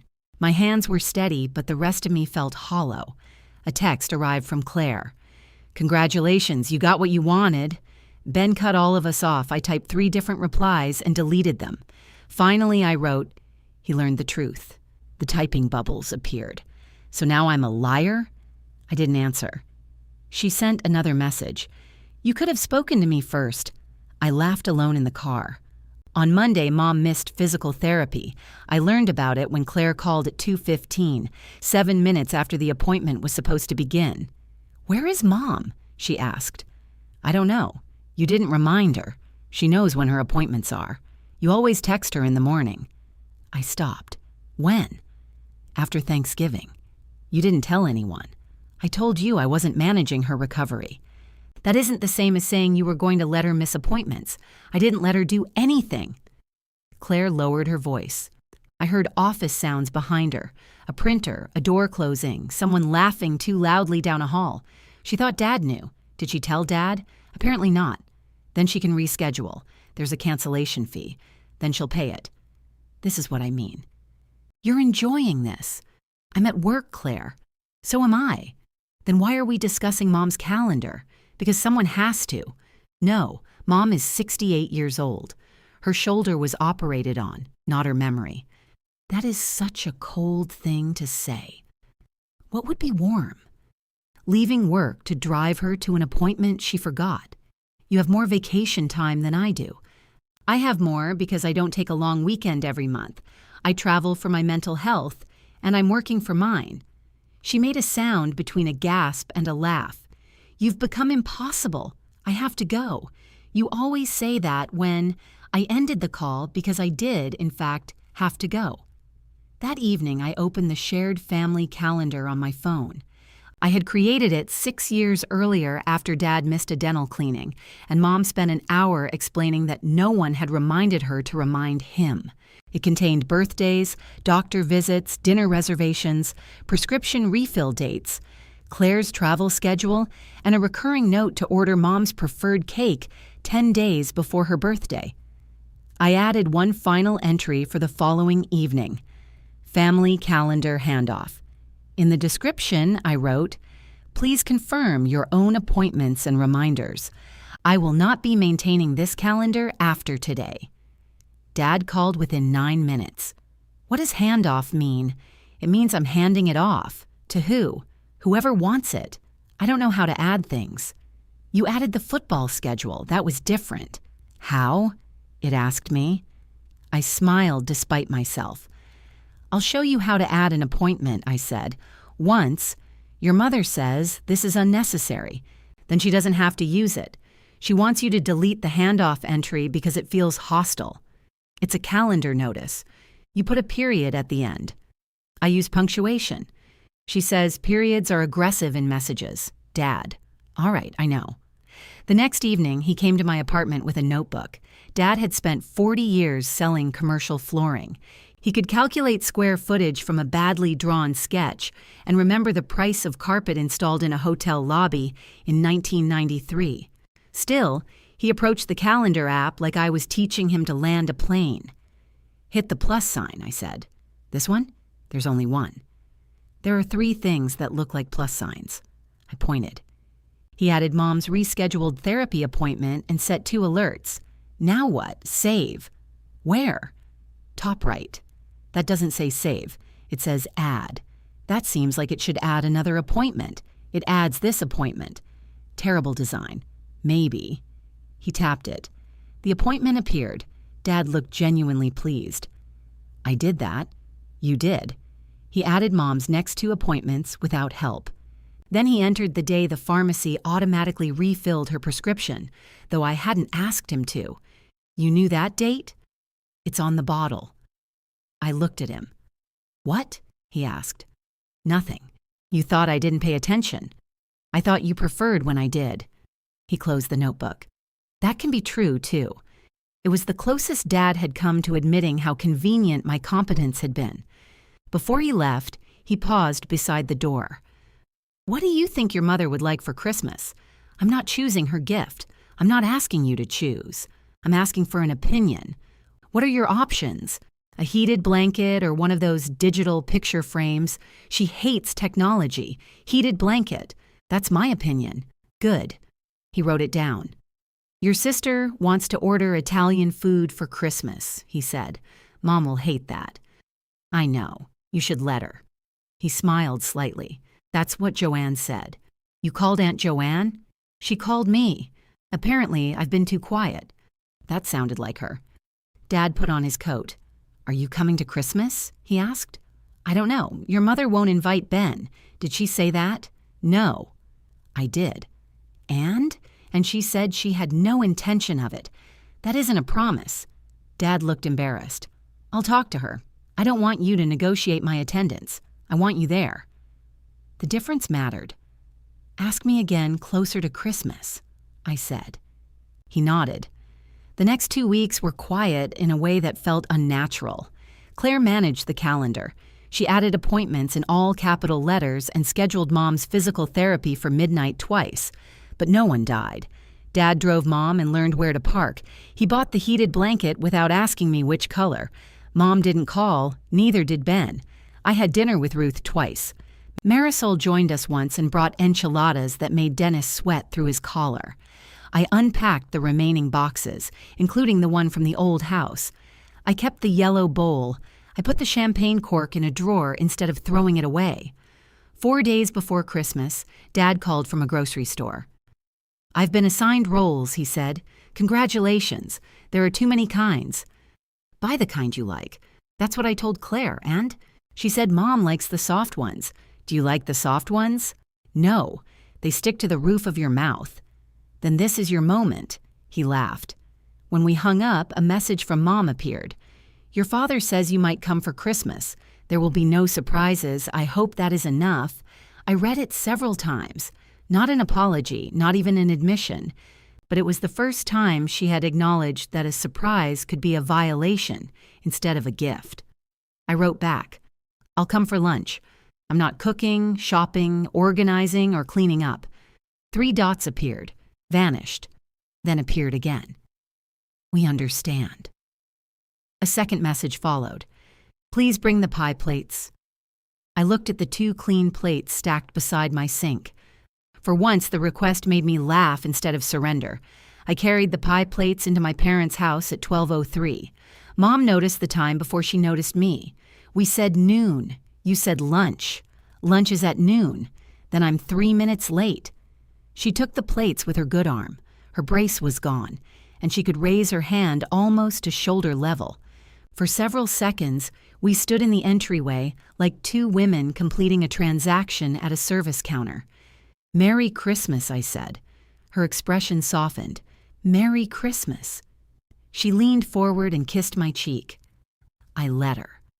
The house smelled like ham, coffee, and something burning beneath all of it. Dad had decorated the tree without me. Every ornament hung above his shoulder height because he disliked bending over. The lower third of the tree was bare, except for one wooden angel Claire had apparently placed at knee level to compensate. Dad came from the kitchen wearing the apron that said, "License to grill." "You came." I said I would. "I know. Good." He hugged me with both arms. Over his shoulder, I saw 3 foil pans lined up on the counter, and Claire staring into one of them as though it had insulted her. "What's burning?" I asked. "Nothing," Mom said quickly. "The rolls," Dad called. Mom closed her eyes. "I bought the kind I like," he whispered to me. "Then save them." Claire opened the oven. Smoke drifted out.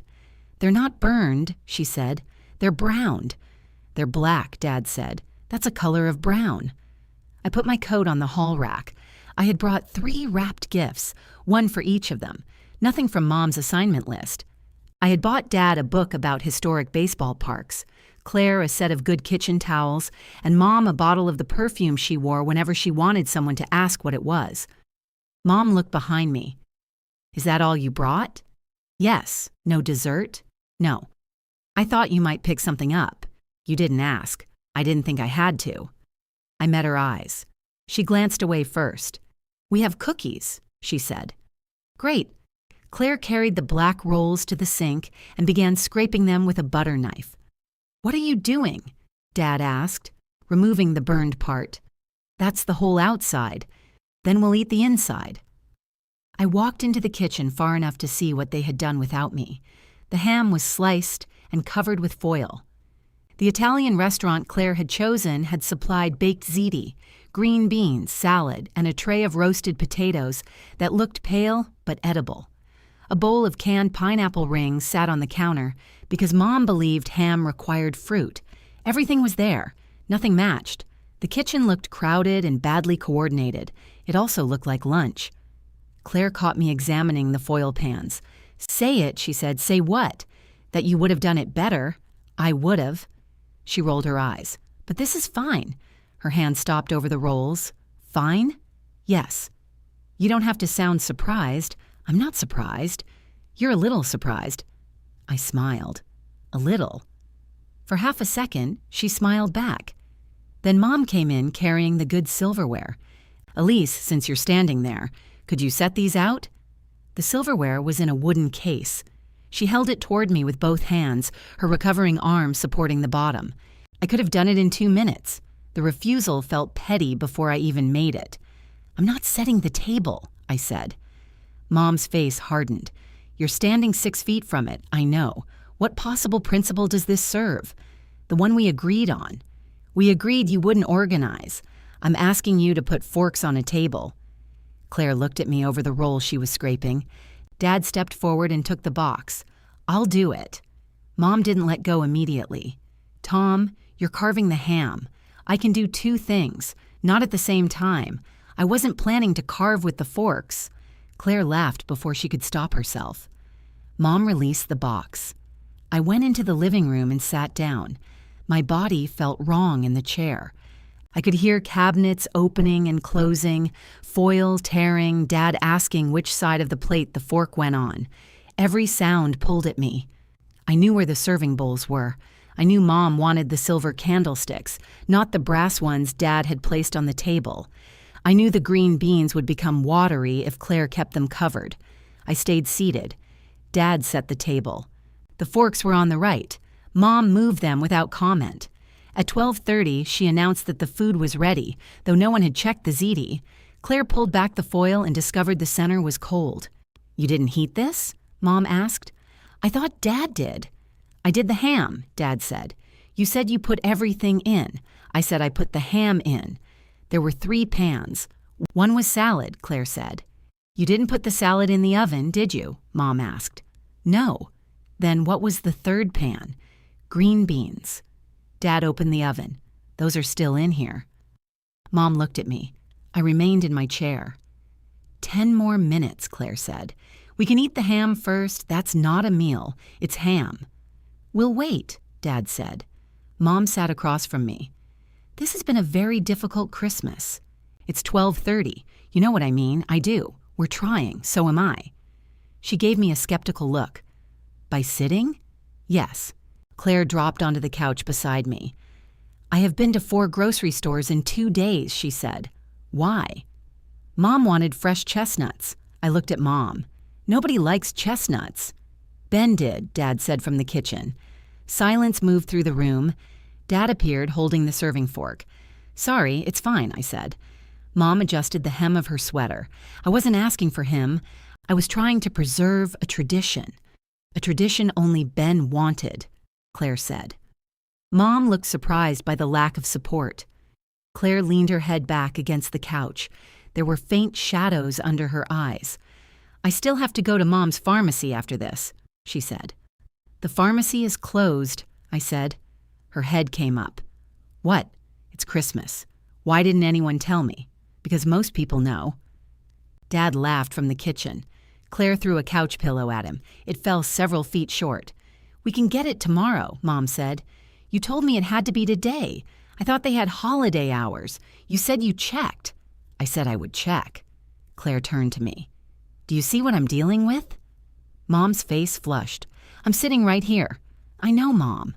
I watched Claire rub her forehead exactly the way I did when Mom turned an assumption into someone else's failure. There was satisfaction in seeing it.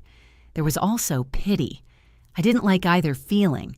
The prescription isn't urgent, I said. It's an automatic refill. They'll hold it.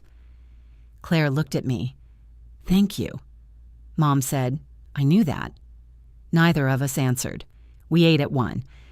There were 5 place settings, though only 4 people sat at the table.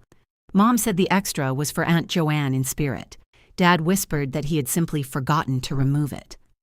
I chose the chair nearest the doorway. Mom sat at the head, her heated blanket from Dad still wrapped beneath the tree. Claire sat across from me. Dad carved the ham too thick, and Mom criticized each slice as it landed on the platter.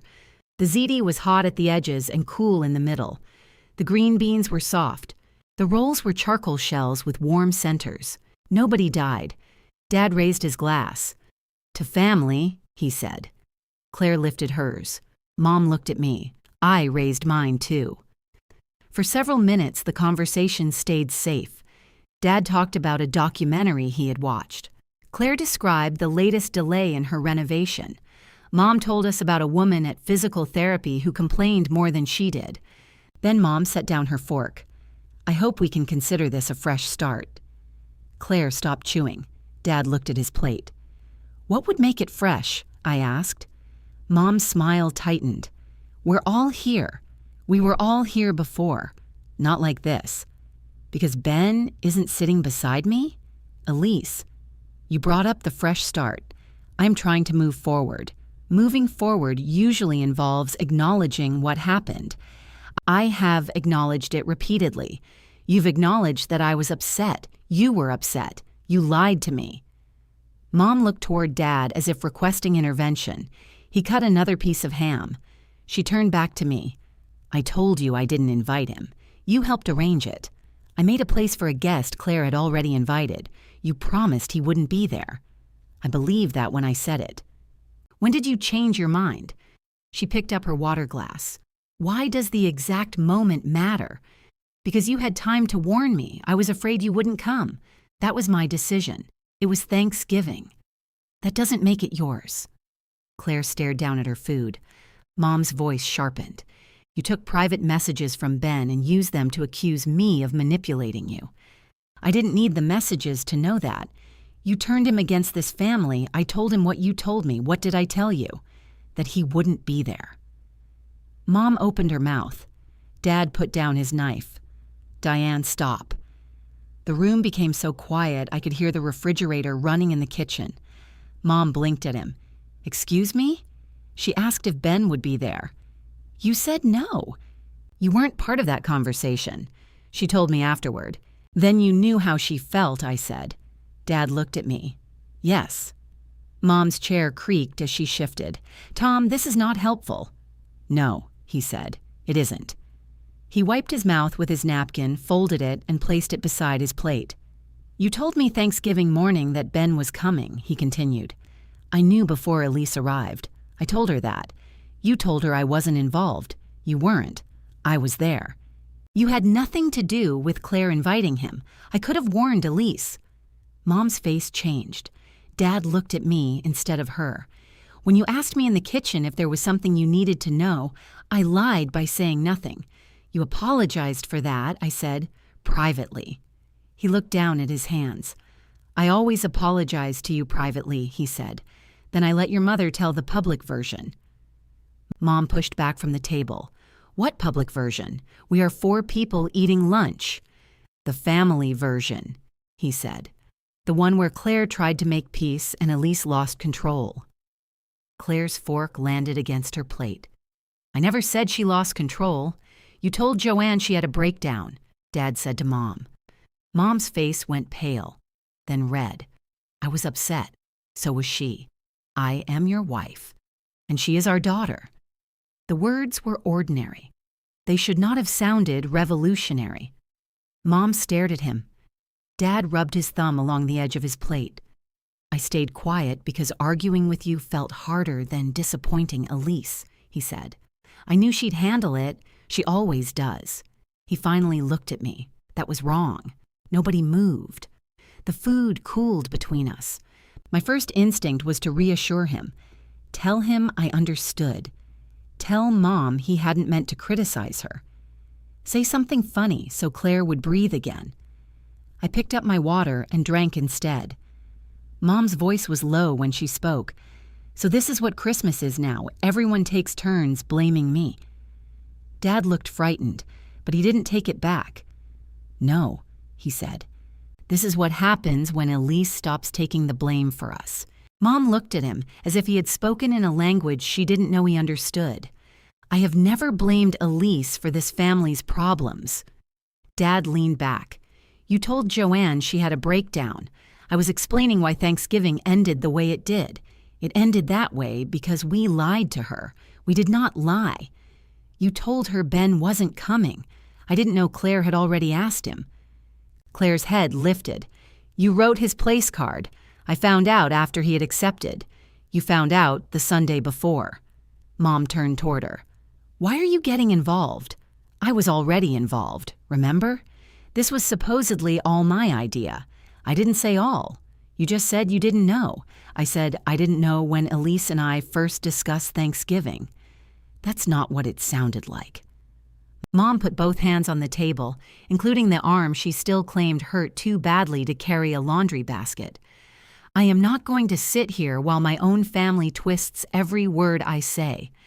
No one is twisting anything, I said. You have photographs of private messages. I also have a memory. You've become committed to seeing the worst in everyone. I asked you a direct question. You gave me an answer you knew wouldn't stay true. I intended to tell you. When? When the right moment presented itself. Was that before or after I put the turkey in the oven? Mom looked away. Dad let out a slow breath. Claire stared at her plate. You said not to tell her. Mom turned on her. You were the one who said she'd refuse, because she would. You assured me she would calm down once Ben arrived. I said maybe. You said she'd be relieved. I was trying to convince you. Why did I need convincing if this was my plan? Mom asked. The speed with which they began assigning ownership would have been funny if I hadn't been the thing they had planned around. Stop, I said. Neither of them did. Claire pointed her fork at Mom. You said Ben was the only person who could get through to her, because you told me he still loved her. He told me that. In confidence. You put him in a family chat. I did that because your father doesn't use his phone properly.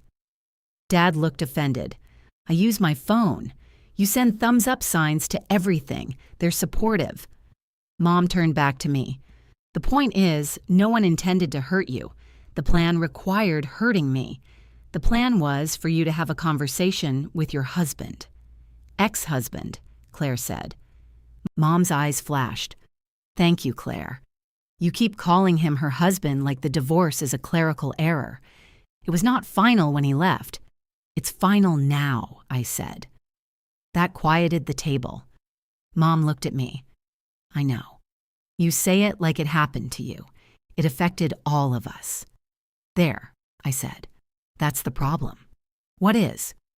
You think my marriage belonged to the family? For 12 years, he was part of this family, and when he left, you kept him and treated me like the person making things awkward. That is not true. Did you ever tell him to stop discussing me with Claire?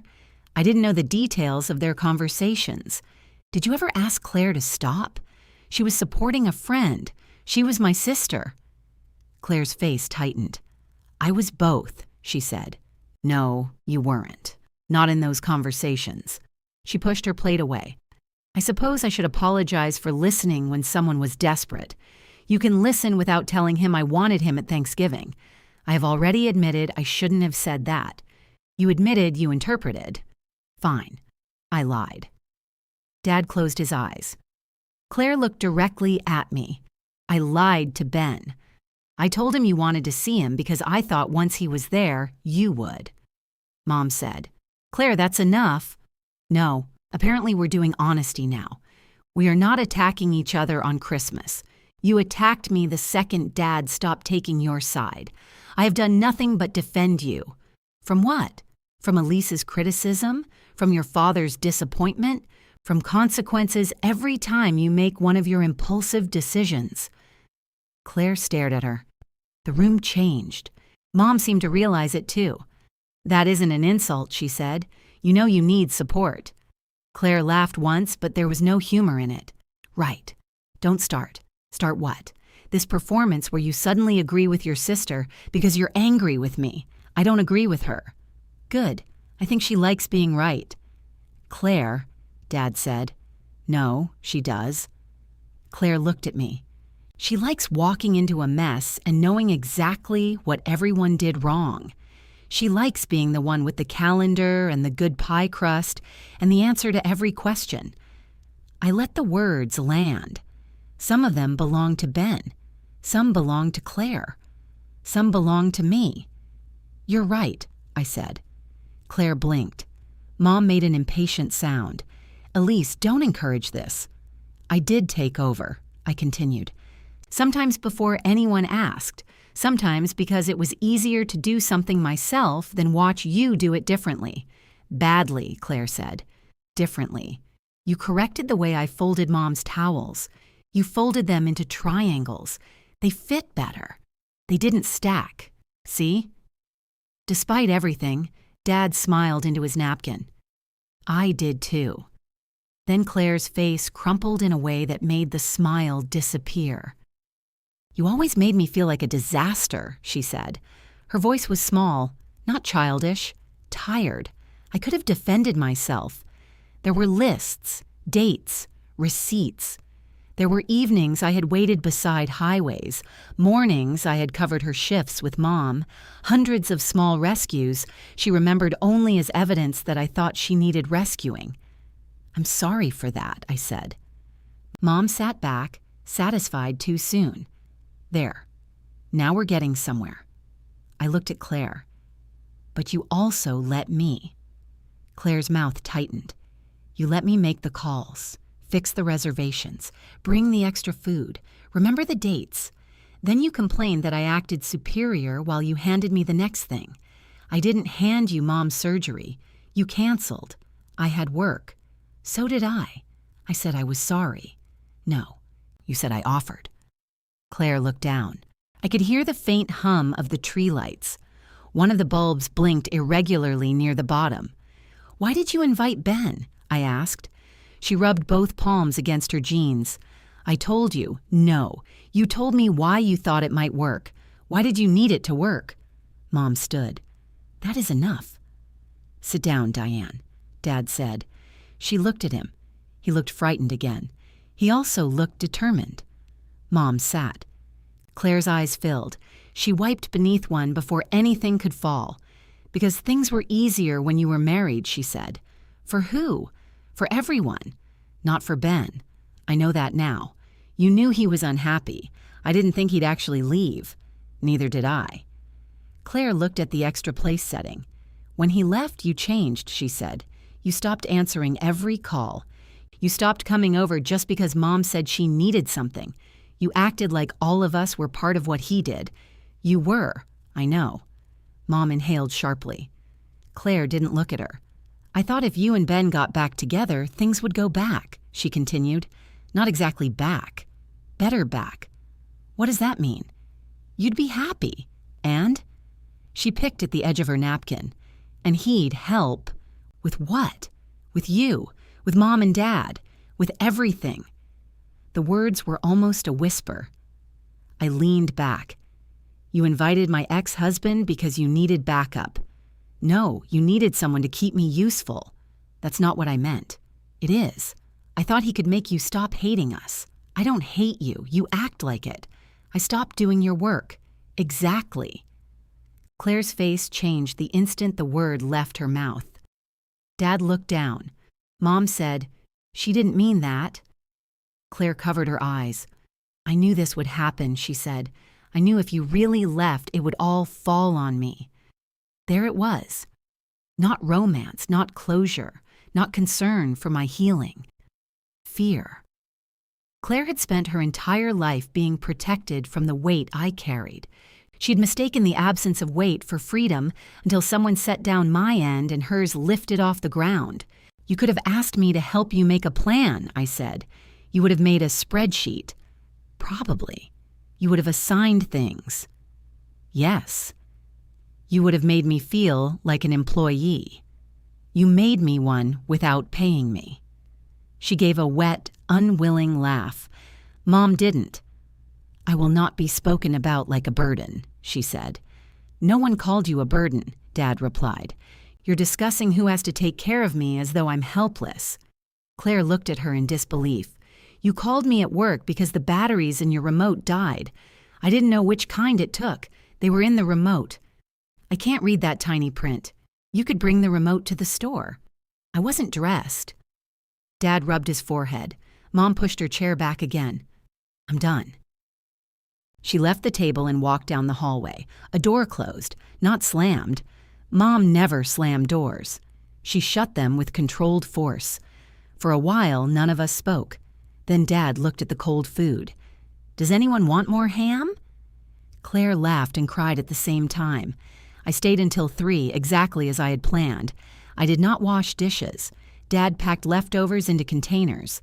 Claire loaded the dishwasher, putting the plates too close together. I started to correct her and stopped. She noticed. "Say it," she said. "No. Are they wrong?" "Yes." She pulled one plate out and moved it half an inch. Better? Marginally. That's all I've ever wanted. We almost smiled. At the door, Dad hugged me. "I'm sorry your mother didn't say goodbye. She knows where I live." Claire followed me outside without her coat. The air was cold enough to turn her breath white.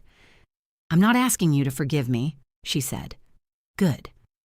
I am sorry." "For which part?" Her eyes narrowed. "You did that to Dad. It worked." She folded her arms against the cold. "I'm sorry I lied to Ben. I'm sorry I invited him. And I'm sorry I wanted your life to go back to being bad because it made mine easier." The sentence cost her something. I could see it. "Thank you," I said. "Are you still mad?" "Yes." "Okay." She nodded as if that answer, at least, made sense. I opened my car door. "Claire." "What?" "You can ask me for advice. You can ask me to trade a day with Mom. You can ask for help, but you might say no." "Yes." She looked toward the house. "That's going to take some getting used to. For both of us." She went back inside. When I reached my apartment, there was a message from Mom. "I hope you are satisfied. Your father and sister now believe everything is my fault." I took off my coat and set my keys in the yellow bowl. Then I wrote back, "I don't need everything to be your fault. I need you to admit which parts were your choice." She did not answer. Mom's silence lasted through New Year's. It wasn't complete silence. She sent information through Dad as if we were diplomats from hostile countries. "Your mother says thank you for the perfume. She has my number. She knows." "Then why are you telling me?" Dad sighed. "Because she said it while I was standing there." A few days later, he called to report that Mom liked the heated blanket but thought the controls were poorly designed. That sounds like a review, not a message. She also says the green is more gray than green. "You chose it." "I know." Apparently this part is for me. Dad had started identifying which complaints belonged to him. It was progress. He also stopped translating mine. When Mom asked him whether I planned to remain angry forever, he told her to ask me. When she said she didn't want another hostile conversation, he told her not to start one. He reported that exchange with the satisfaction of someone who had discovered a new setting on a household appliance. "What did she say?" I asked. "She went upstairs. That's not a conversation." "No, but I stayed downstairs. Claire called me the second week of January." "I have a request," she said. The words sounded rehearsed. "Okay, I need you to understand that I am requesting, not assuming." Now I'm worried. Mom has physical therapy Thursday at 3. I have a presentation at 2:30 that I cannot move. Dad has a dentist appointment. Who scheduled Dad's dentist appointment? He did. On the family calendar? Yes. I smiled. Claire continued. "I can move Mom's therapy to Friday, but she likes the Thursday therapist better. Would you be willing to take her? You can say no." I looked at my work calendar. I can take a late lunch and leave early. Is that a yes? Yes. Are you sure? Don't make me regret it. I won't. There was a pause. "Thank you," she said. "You're welcome." She hung up before either of us could damage the moment. Mom came out of the house on Thursday wearing lipstick, a wool coat, and the expression of a woman being transported by someone who had failed an interview. "You don't have to do this," she said as she got into my car. "I know. Claire could have changed the appointment. I know. I told her not to bother you." I pulled away from the curb. "Did you? I said you were busy." "That's different." She looked out the passenger window. We drove 3 blocks in silence. "Your father says you're eating dinner with that woman from work every week." "Ruth?" "Yes." "Not every week. She's the widow. Her name is Ruth." "I know her name." "Then why did you call her that woman?" Mom adjusted the vent.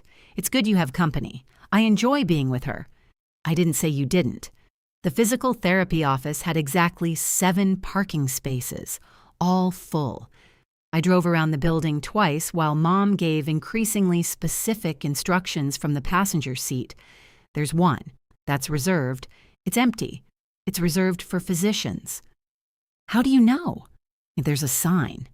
Well, the sign is very small. I found a space across the street. Mom looked at the distance. It's fine, she said, in a tone that meant it wasn't. I didn't pull around to drop her at the door. Her therapist wanted her walking more, and the sidewalk was dry. We crossed together. In the waiting room, she filled out a pain questionnaire and circled 5. You told Dad it was a 2 this morning. It gets worse in the cold, does it? She gave me a look. Are you my doctor now? No. Then let me answer my own form. I picked up a magazine. After her appointment, she emerged pleased with herself. Lena says my range is much better. That's good. She says I can start doing more at home. Also good. Your sister thinks that means I can lift laundry baskets. What does Lena think? She says I can lift light ones. Then tell Claire that. I don't want her thinking I'm ungrateful. Tell her you're grateful and the basket is too heavy. You make everything sound very simple. Most requests are simple. The answers make people nervous. Mom glanced at me. For a second, I thought she might say something about Thanksgiving. Instead, she asked if I could stop at the pharmacy. Did you order something? It's on the way. That isn't what I asked. Yes. Then sure. The pharmacy had her prescription ready. We were back at her house by 5. Would you like to stay for dinner? She asked. It was the first invitation she had given me since Christmas. What are you having? Your father made chili. Is it good? No. I laughed. Mom almost did. I have plans, I said. Her face closed slightly. With Ruth? Yes. All right. I waited for the sigh, the injured pause, the reminder that Dad's chili was already made. Mom opened the car door. Thank you for driving me, she said. You're welcome. She went inside without asking me to carry anything. That small success unsettled me more than a fight would have. At Ruth's apartment, Marisol was chopping cilantro while Dennis tried to open a bottle of wine with a corkscrew meant for camping. You look suspicious, Ruth said. My mother said thank you. Dennis stopped twisting. Is that unusual? Marisol pointed the knife at me. Don't answer. He had functional parents. My father once forgot my birthday, Dennis said. Did he blame you? Ruth asked. No. Functional. We ate soup from Ruth's chipped blue bowls. I told them about driving Mom. Ruth listened, then said, Be careful. Of what? Turning one decent afternoon into a full pardon. I'm not. You're smiling. I'm allowed to like her. Of course. The answer was immediate. That was one of the reasons I trusted Ruth. She never required Mom to be a monster in order for my hurt to count. Claire's kitchen was finished in February. She invited Dad and me to dinner. Mom declined because she had a headache, though Claire suspected the real problem was that no one had asked her to choose the menu. When I arrived, Claire was making chicken from a recipe on her phone. Her new counters were white quartz with gray veins, and every appliance had a blue protective film she hadn't removed. Don't touch anything, she said. I wasn't going to. You were looking at the chicken.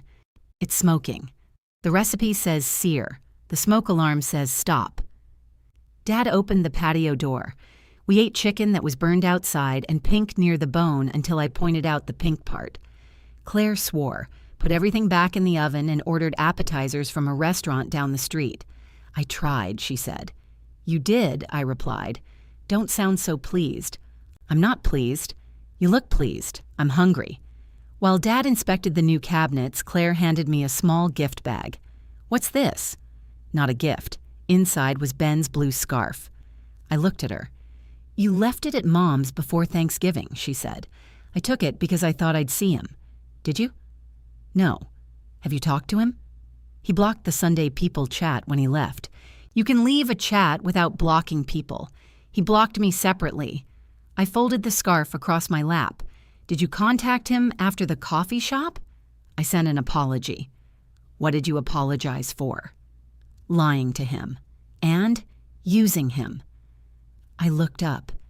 She leaned against the new island. I wasn't only using you, she said. I was using him to fix what I didn't want to deal with. That sounds more honest. It felt terrible. Those two things often travel together. She smiled faintly. I deleted the chat, she said. I didn't ask you to, I know, but I kept reading it and finding new ways to make myself sound better. What did you decide? That I liked having someone agree with me about you. I ran my fingers over the scarf. Ben had worn it on our last anniversary trip, the one we actually managed to take. He lost it at a restaurant, and I had walked 6 blocks back in the rain to retrieve it while he waited beneath an awning. Did you ever defend me? I asked. Claire's eyes dropped. Sometimes? That sounds like no. I defended your intentions. I said you weren't trying to control anyone. But I said you did. That's fair. She looked surprised. I did control things, I said. That doesn't mean you had the right to discuss my marriage with him. I know. Dad came back into the kitchen. Your cabinet closes by itself, he said. That's the point, Claire told him. He opened it again and watched the door glide shut. Remarkable. After dinner, Claire asked me how to clean quartz without damaging it. I told her to read the instructions from the installer. She groaned. Then she read them. In March, she called with another request. This time, I said no. She needed someone to meet a repairman at Mom's house while Dad took Mom to lunch. Can't Dad move lunch? Mom made a reservation. Then the repairman can come another day. They charge to reschedule. So does my employer if I stop showing up. Claire was quiet. Okay, she said. I'll figure it out. She didn't punish me with silence. She didn't call back with an emergency that made the original request seem smaller. She figured it out. The following morning, she sent a photograph of Dad sitting beside the repairman wearing his good jacket. Dad moved lunch to dinner, she wrote. I sent a thumbs up. By late spring, the family calendar no longer looked like my life. Dad's entries had too many alerts. Claire used inconsistent colors. Mom had learned to add her own appointments but titled all of them simply doctor, forcing everyone to ask which doctor. It worked. Not beautifully, not efficiently. It worked. Mom and I spoke when circumstances put us together. She thanked me. She asked before adding a stop to an errand. She also never apologized. Her 69th birthday appeared on the calendar in capital letters. A week before it, Claire started a group message. Lunch at Bellini's, Saturday at 1. Mom chose the restaurant. Dad made the reservation. I ordered the cake.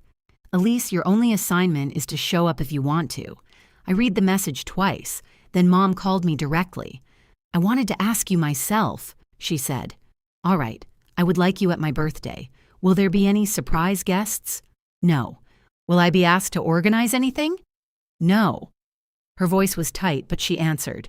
I'll come, I said. Mom let out a breath. Good. A pause opened between us. Then she said, Claire ordered chocolate cake. You like chocolate. I prefer lemon on my birthday. Tell Claire. I thought perhaps you could pick one up. I closed my eyes. No, it would take 10 minutes. No, she already paid for the chocolate one. Then you'll have chocolate cake, or you'll ask Claire to change the order. You know how sensitive she is when people correct her. She survived raw chicken. What? Nothing. Tell Claire what you want. Mom went quiet. For a moment, I thought she might hang up. All right, she said. 20 minutes later, Claire sent another message. Cake update. Lemon. Apparently, I was expected to know this through genetics. Dad replied with a thumbs up. Mom added a period. I laughed so hard Ruth came over to see what was wrong. Bellini's had white tablecloths, heavy menus, and waiters who spoke softly enough to make every question sound expensive. Dad was already seated when I arrived. He had chosen a round table near the window and placed Mom's gift bag on the chair beside him to prevent anyone from taking it. I made the reservation under Harper, he said. I'm proud of you. They tried to seat us at a booth, and you survived. I said your mother needed a chair. Mom approached behind me wearing a blue dress and the perfume I had given her for Christmas. I do not need a special chair, she said. I didn't say special, Dad replied. I said chair. All booths have seats. Seats aren't chairs. Claire arrived carrying the lemon cake in a white cardboard box. She held it level with both hands and refused Dad's offer to take it. "I have transported this thing through 3 traffic lights and 1 speed bump," she said. "Nobody touches it until we're stationary." "We are stationary," I said, "more stationary." She lowered it onto an empty chair. Mom looked at the box. "That seems small. It serves 8. There are 4 of us. I wanted leftovers. I was only observing." Claire closed her eyes briefly. The waiter introduced himself as Julian and asked whose birthday we were celebrating. "Mine," Mom said. "Her 61st, Dad added. Mom looked at him. "What?" he said. "I'm helping." "You could have said nothing. I could have said 69th. Julian wisely offered drinks. Lunch went well for nearly 40 minutes. Dad gave Mom the digital picture frame he had rejected at Christmas after all. He had already loaded it with photographs, including several from Claire's disastrous kitchen dinner and one of Mom asleep beneath the heated blanket. "You cannot put that one where people can see it," Mom said. "It's in the rotation." "What rotation?" "The pictures rotate." "Why?" "So you can see all of them. That sounds distracting." Dad turned the frame toward her. A photograph of the 4 of us from 5 summers earlier appeared. Ben stood beside me, one hand on my shoulder. The image changed before anyone commented. Mom touched the edge of the frame. "Can I remove pictures?" "Yes," Dad said. "Can I choose which ones appear longer?" "I don't know. You bought me a machine you don't understand. I know how to turn it on." She smiled despite herself. Claire gave her a silk scarf. I gave her a reservation for an afternoon tea she liked, with a note saying she could choose the date and invite whoever she wanted. Mom read the card twice. "You aren't coming? If you invite me and I'm available, I'll come. I assumed this was something we'd do together. You can ask me." She glanced across the table. "Would you like to come with me?" "Yes." The exchange felt so formal that Claire pressed her lips together to keep from laughing. Mom saw her. "What?" "Nothing." Claire. "I just enjoy watching consent happen in real time. Don't be sarcastic." "I'm not. It's beautiful." Dad raised his water glass. "To consent." Mom told him to eat his ravioli. When the cake arrived, the bakery box had "Happy Birthday, Diana" written across the top in yellow icing. Mom stared at it. Claire looked horrified. I spelled it for them. "Apparently not well," Mom said. I wrote it down. "Did you write Diane or Diana?" "Diane, are you sure?" "Yes, because they generally copy the order." "Oh my God, Mom." Julian offered to take the cake back to the kitchen and repair the name. Mom said it wasn't necessary. Claire said it absolutely was. Dad suggested scraping off the final A and adding an E, which would have left enough empty icing to spell Diane twice. I watched them negotiate without joining. Finally, Claire took the cake to the kitchen herself. Mom turned to me. "You could have picked up the cake." There it was. Small enough to deny, familiar enough to hurt. "I could have," I said. "She's very upset. She'll handle it. You know she takes these things personally. It's your name. I know my name. Then it sounds like you're taking it personally." Dad coughed into his napkin to hide a laugh. Mom gave him a look. "I don't find this amusing." "No," he said. "I imagined Diana wouldn't." That did it. I laughed. Dad laughed. Mom tried not to, but the corner of her mouth moved. When Claire returned, she was carrying the same cake. The A had been transformed into an E with a decorative lemon slice covering the evidence. "They gave us free coffee," she announced. Mom inspected the repair. "It's lovely." Claire looked suspicious. "Do you mean that?" "Yes. You don't have to say it because I'm sensitive. I said it because it's lovely." "Okay." Julian handed Mom the cake knife. She handed it to me. "Elise cuts evenly," she explained. I passed it to Claire. She ordered the cake. Claire accepted the knife. Mom started to object, then stopped. The first slice leaned sideways. The second was wider at the back than the front. Dad received an enormous wedge because Claire lost control near the center. Everyone got cake. I watched Mom watching me.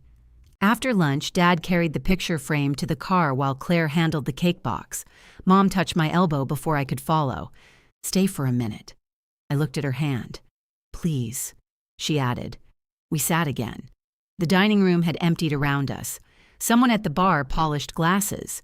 Through the window, Dad and Claire were arguing about whether the cake should ride in the front or back. Mom folded her napkin into a smaller and smaller rectangle.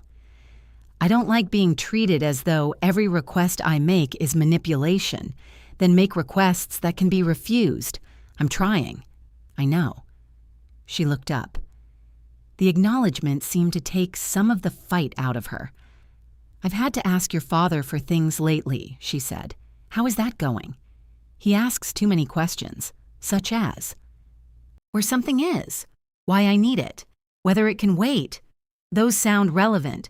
They slow everything down. I smiled. Mom didn't. Claire makes mistakes, she continued.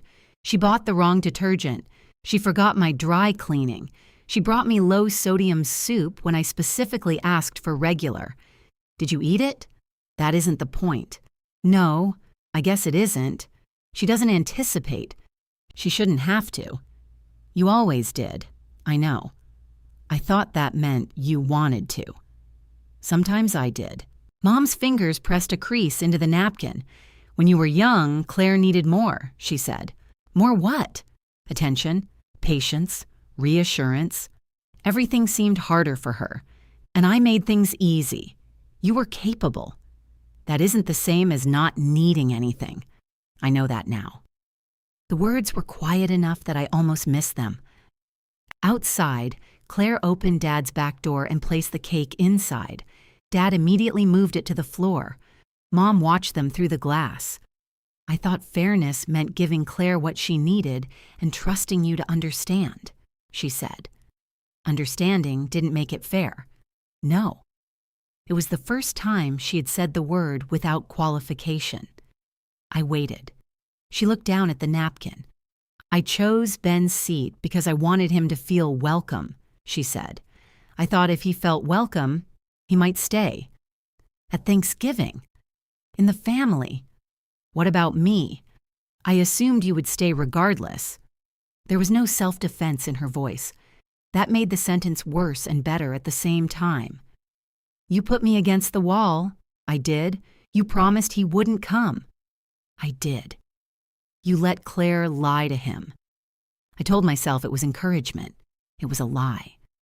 My throat tightened. Mom drew another crease in the napkin. I thought proximity would force a conversation, she said. I thought you would be angry, but I also thought you would serve dinner. I knew you wouldn't embarrass your father. You used my love for him. Yes. She looked at me then. I chose his comfort over your right to say no. The dining room blurred slightly. I blinked until it settled. Why did it take this long to say that? Because if I admitted it, I couldn't call what I did help. I sat back.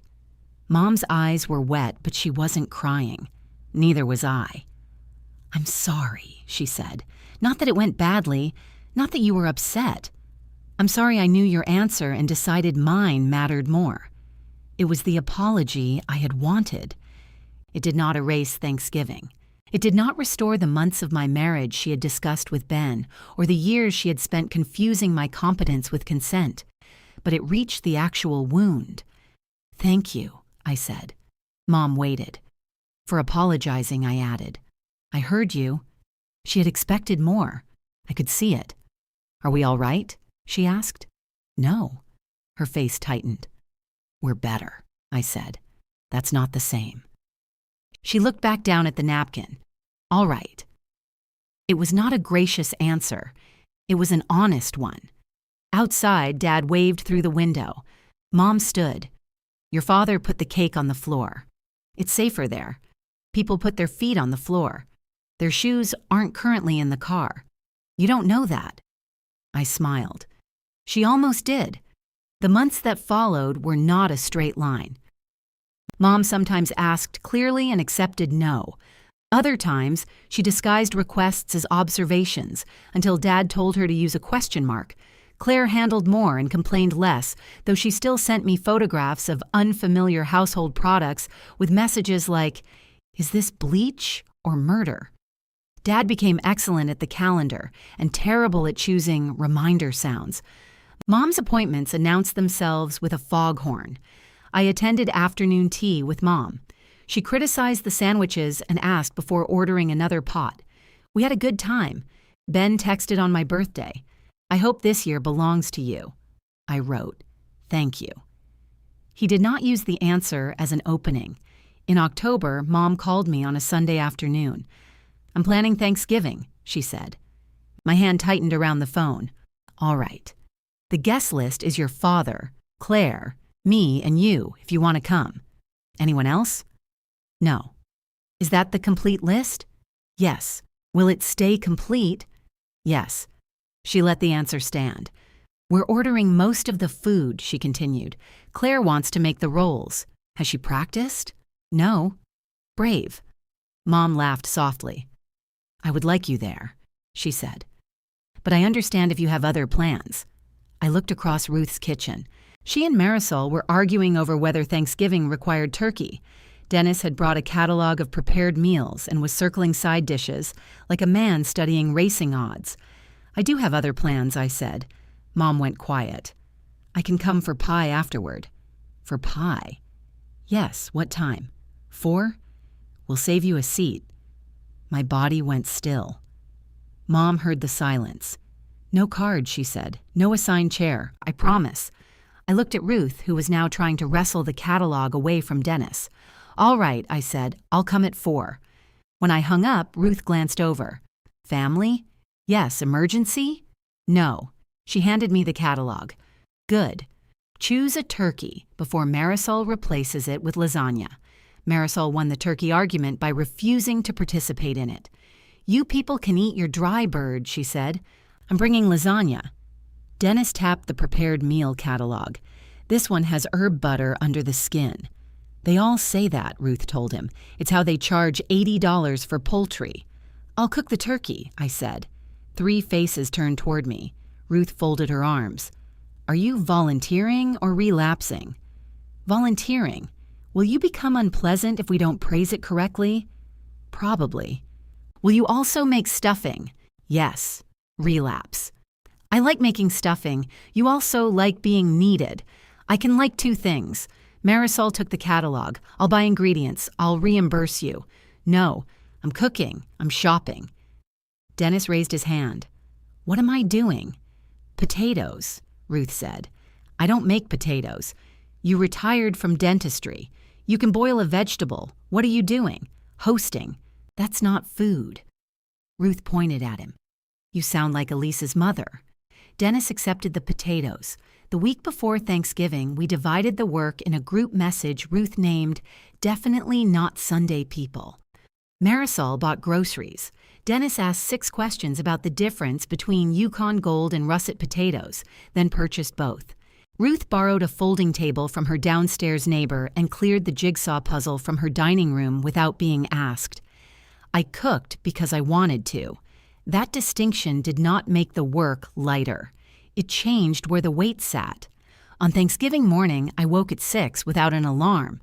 For one confused second, I was back in my parents' guest room after Mom's surgery, listening for her to call my name.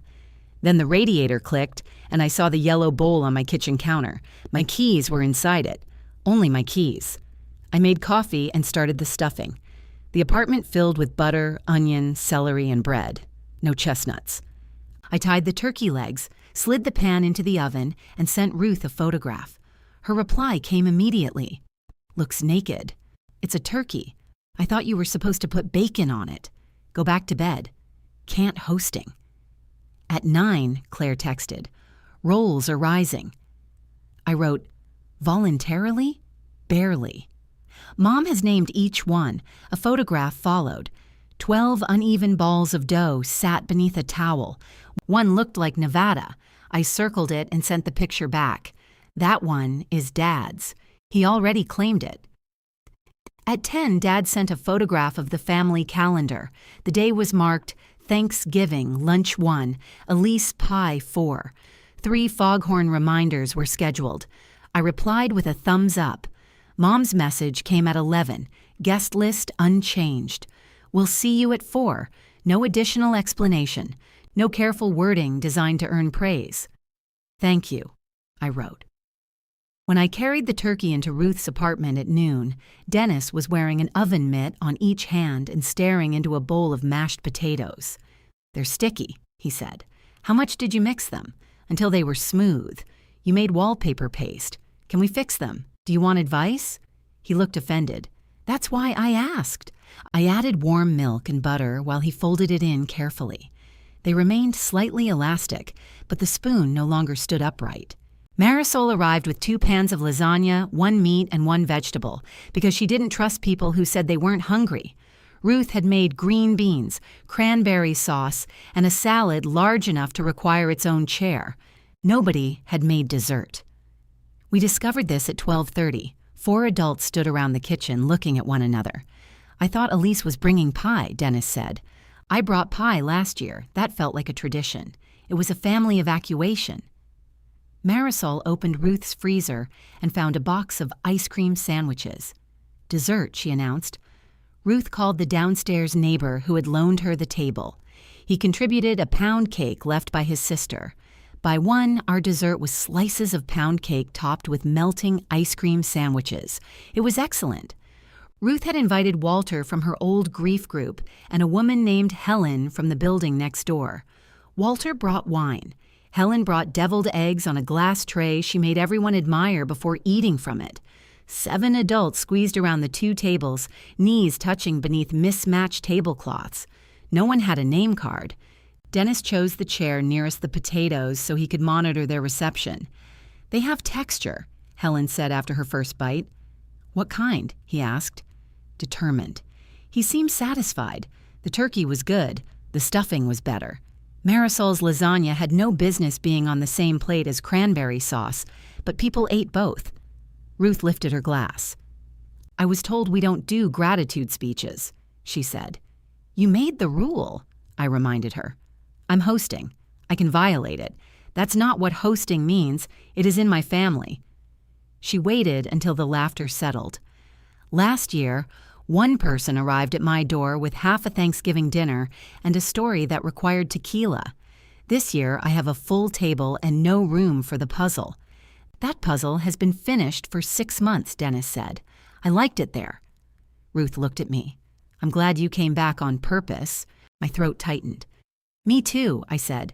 She lifted her glass higher. "To meals no one has to earn." We drank. At 3:15, I helped move plates to the kitchen. Ruth tried to take mine from my hand. "I am allowed to carry 1 plate," I said. "You're getting defensive. You're getting bossy. I'm hosting. You've abused that word all day." She took the plate anyway. I put on my coat. "You can stay," she said quietly. "I know. You can also leave your parents whenever you want." "I know. Do you?" I checked my pocket for my keys. "Yes." Marisol handed me 2 ice cream sandwiches wrapped in foil. "These will melt in the car. Then drive fast. I'm going 6 miles. Then eat fast." Dennis called from the kitchen. "Tell your father the rolls look good. You haven't seen them." I'm encouraging him. I left Ruth's apartment smiling. The drive to my parents' house took 15 minutes.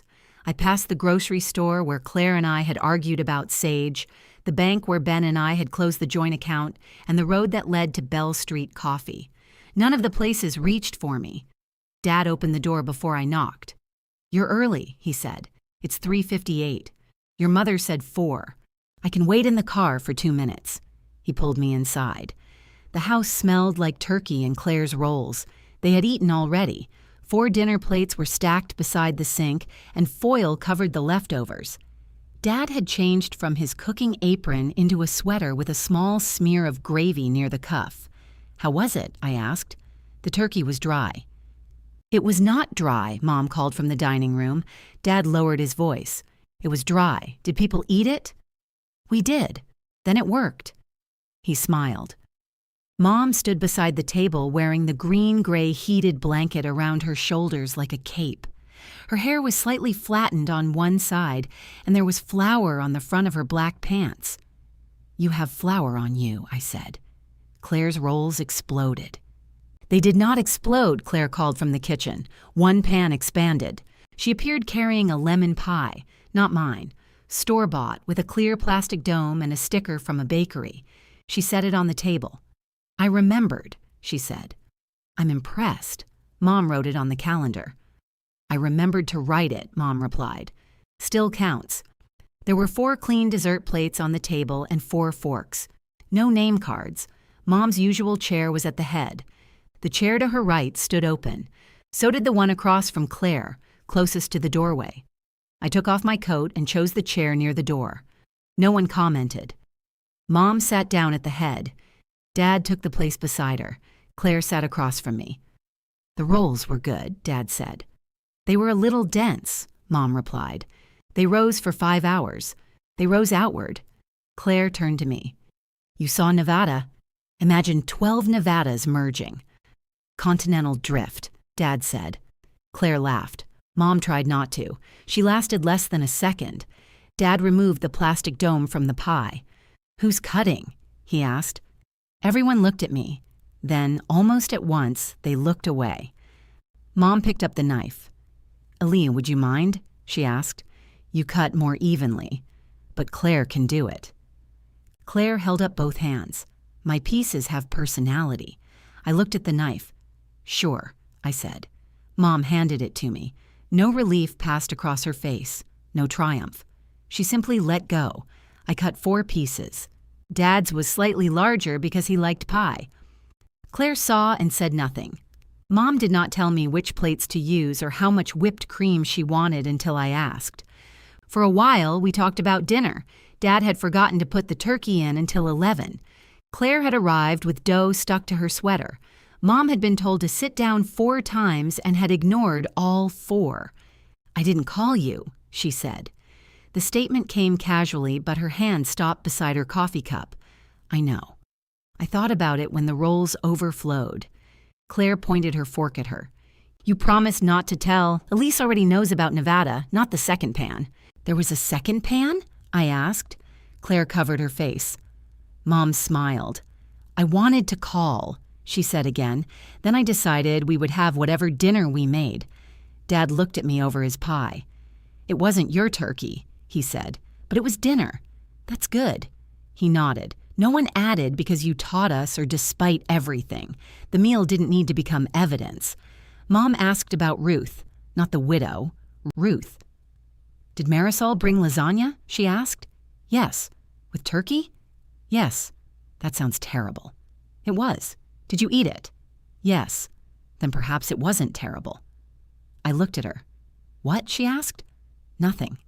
Claire told me her contractor had finally returned to repair a cabinet that refused to close. Dad talked about the digital picture frame. Mom had removed the photograph with Ben from the main rotation but had not deleted it. "I didn't know if you would want it someday," she said. "I don't." "All right." She said it without asking whether I was sure. At 4:45, Aunt Joanne called from Florida. Dad propped the phone against the sugar bowl, and Joanne complained that the camera angle showed only our chins. "This is better than last year," she said when Dad adjusted it. "Last year you heard I had a breakdown," I replied. Mom looked down at her plate. Joanne smiled. "This year, I heard the rolls did." Claire reached across the table and ended the call. At 5, Mom offered me leftovers. "I have food at Ruth's." "Of course. You can send pie. I thought you might want turkey." "Wasn't it dry?" "It was not dry." Dad coughed. I accepted a slice of pie. Mom wrapped it in foil herself. She did not add turkey, rolls, green beans, or a container I would be expected to return. At 5:15, I put on my coat. "You could stay for coffee," Mom said. I told Ruth I'd be back for cards. A flicker of disappointment crossed her face. "All right." Dad hugged me in the entryway. Claire came from the kitchen, drying her hands on one of the towels I had given her for Christmas. "Next year, I'm hosting," she said. "Your kitchen is brave. I'll order turkey. Good plan. Will you come? Ask me next year?" She nodded. Mom followed me to the door. The heated blanket trailed behind her. For a moment, I thought she might ask whether I had noticed the open chair beside her. I had. It would have been impossible not to. She touched the edge of the blanket. "I left the seat beside me open," she said. "I know. I wasn't assigning it. I know that too. You chose the other one. Yes. Her mouth tightened, not in anger, in effort. Was it because it was close to the door? Yes. Did you think you'd need to leave? I wanted to know I could. She nodded slowly. I'm glad you came. I'm glad I came too. It was true. I kissed her cheek. She opened the door for me. No one said I was hurting Dad by leaving. No one asked what people would think. Mom stood in the warm entryway while I walked to my car, carrying one slice of pie and my own keys. When I returned to Ruth's apartment, everyone was crowded around the cleared dining table. Marisol shuffled cards. Dennis had saved the elastic potatoes in a plastic container, though nobody had requested them. Ruth pointed to the open chair beside her. We saved your seat. I took off my coat. Did you choose it carefully? Yes, she said. It's closest to the pie. I sat down.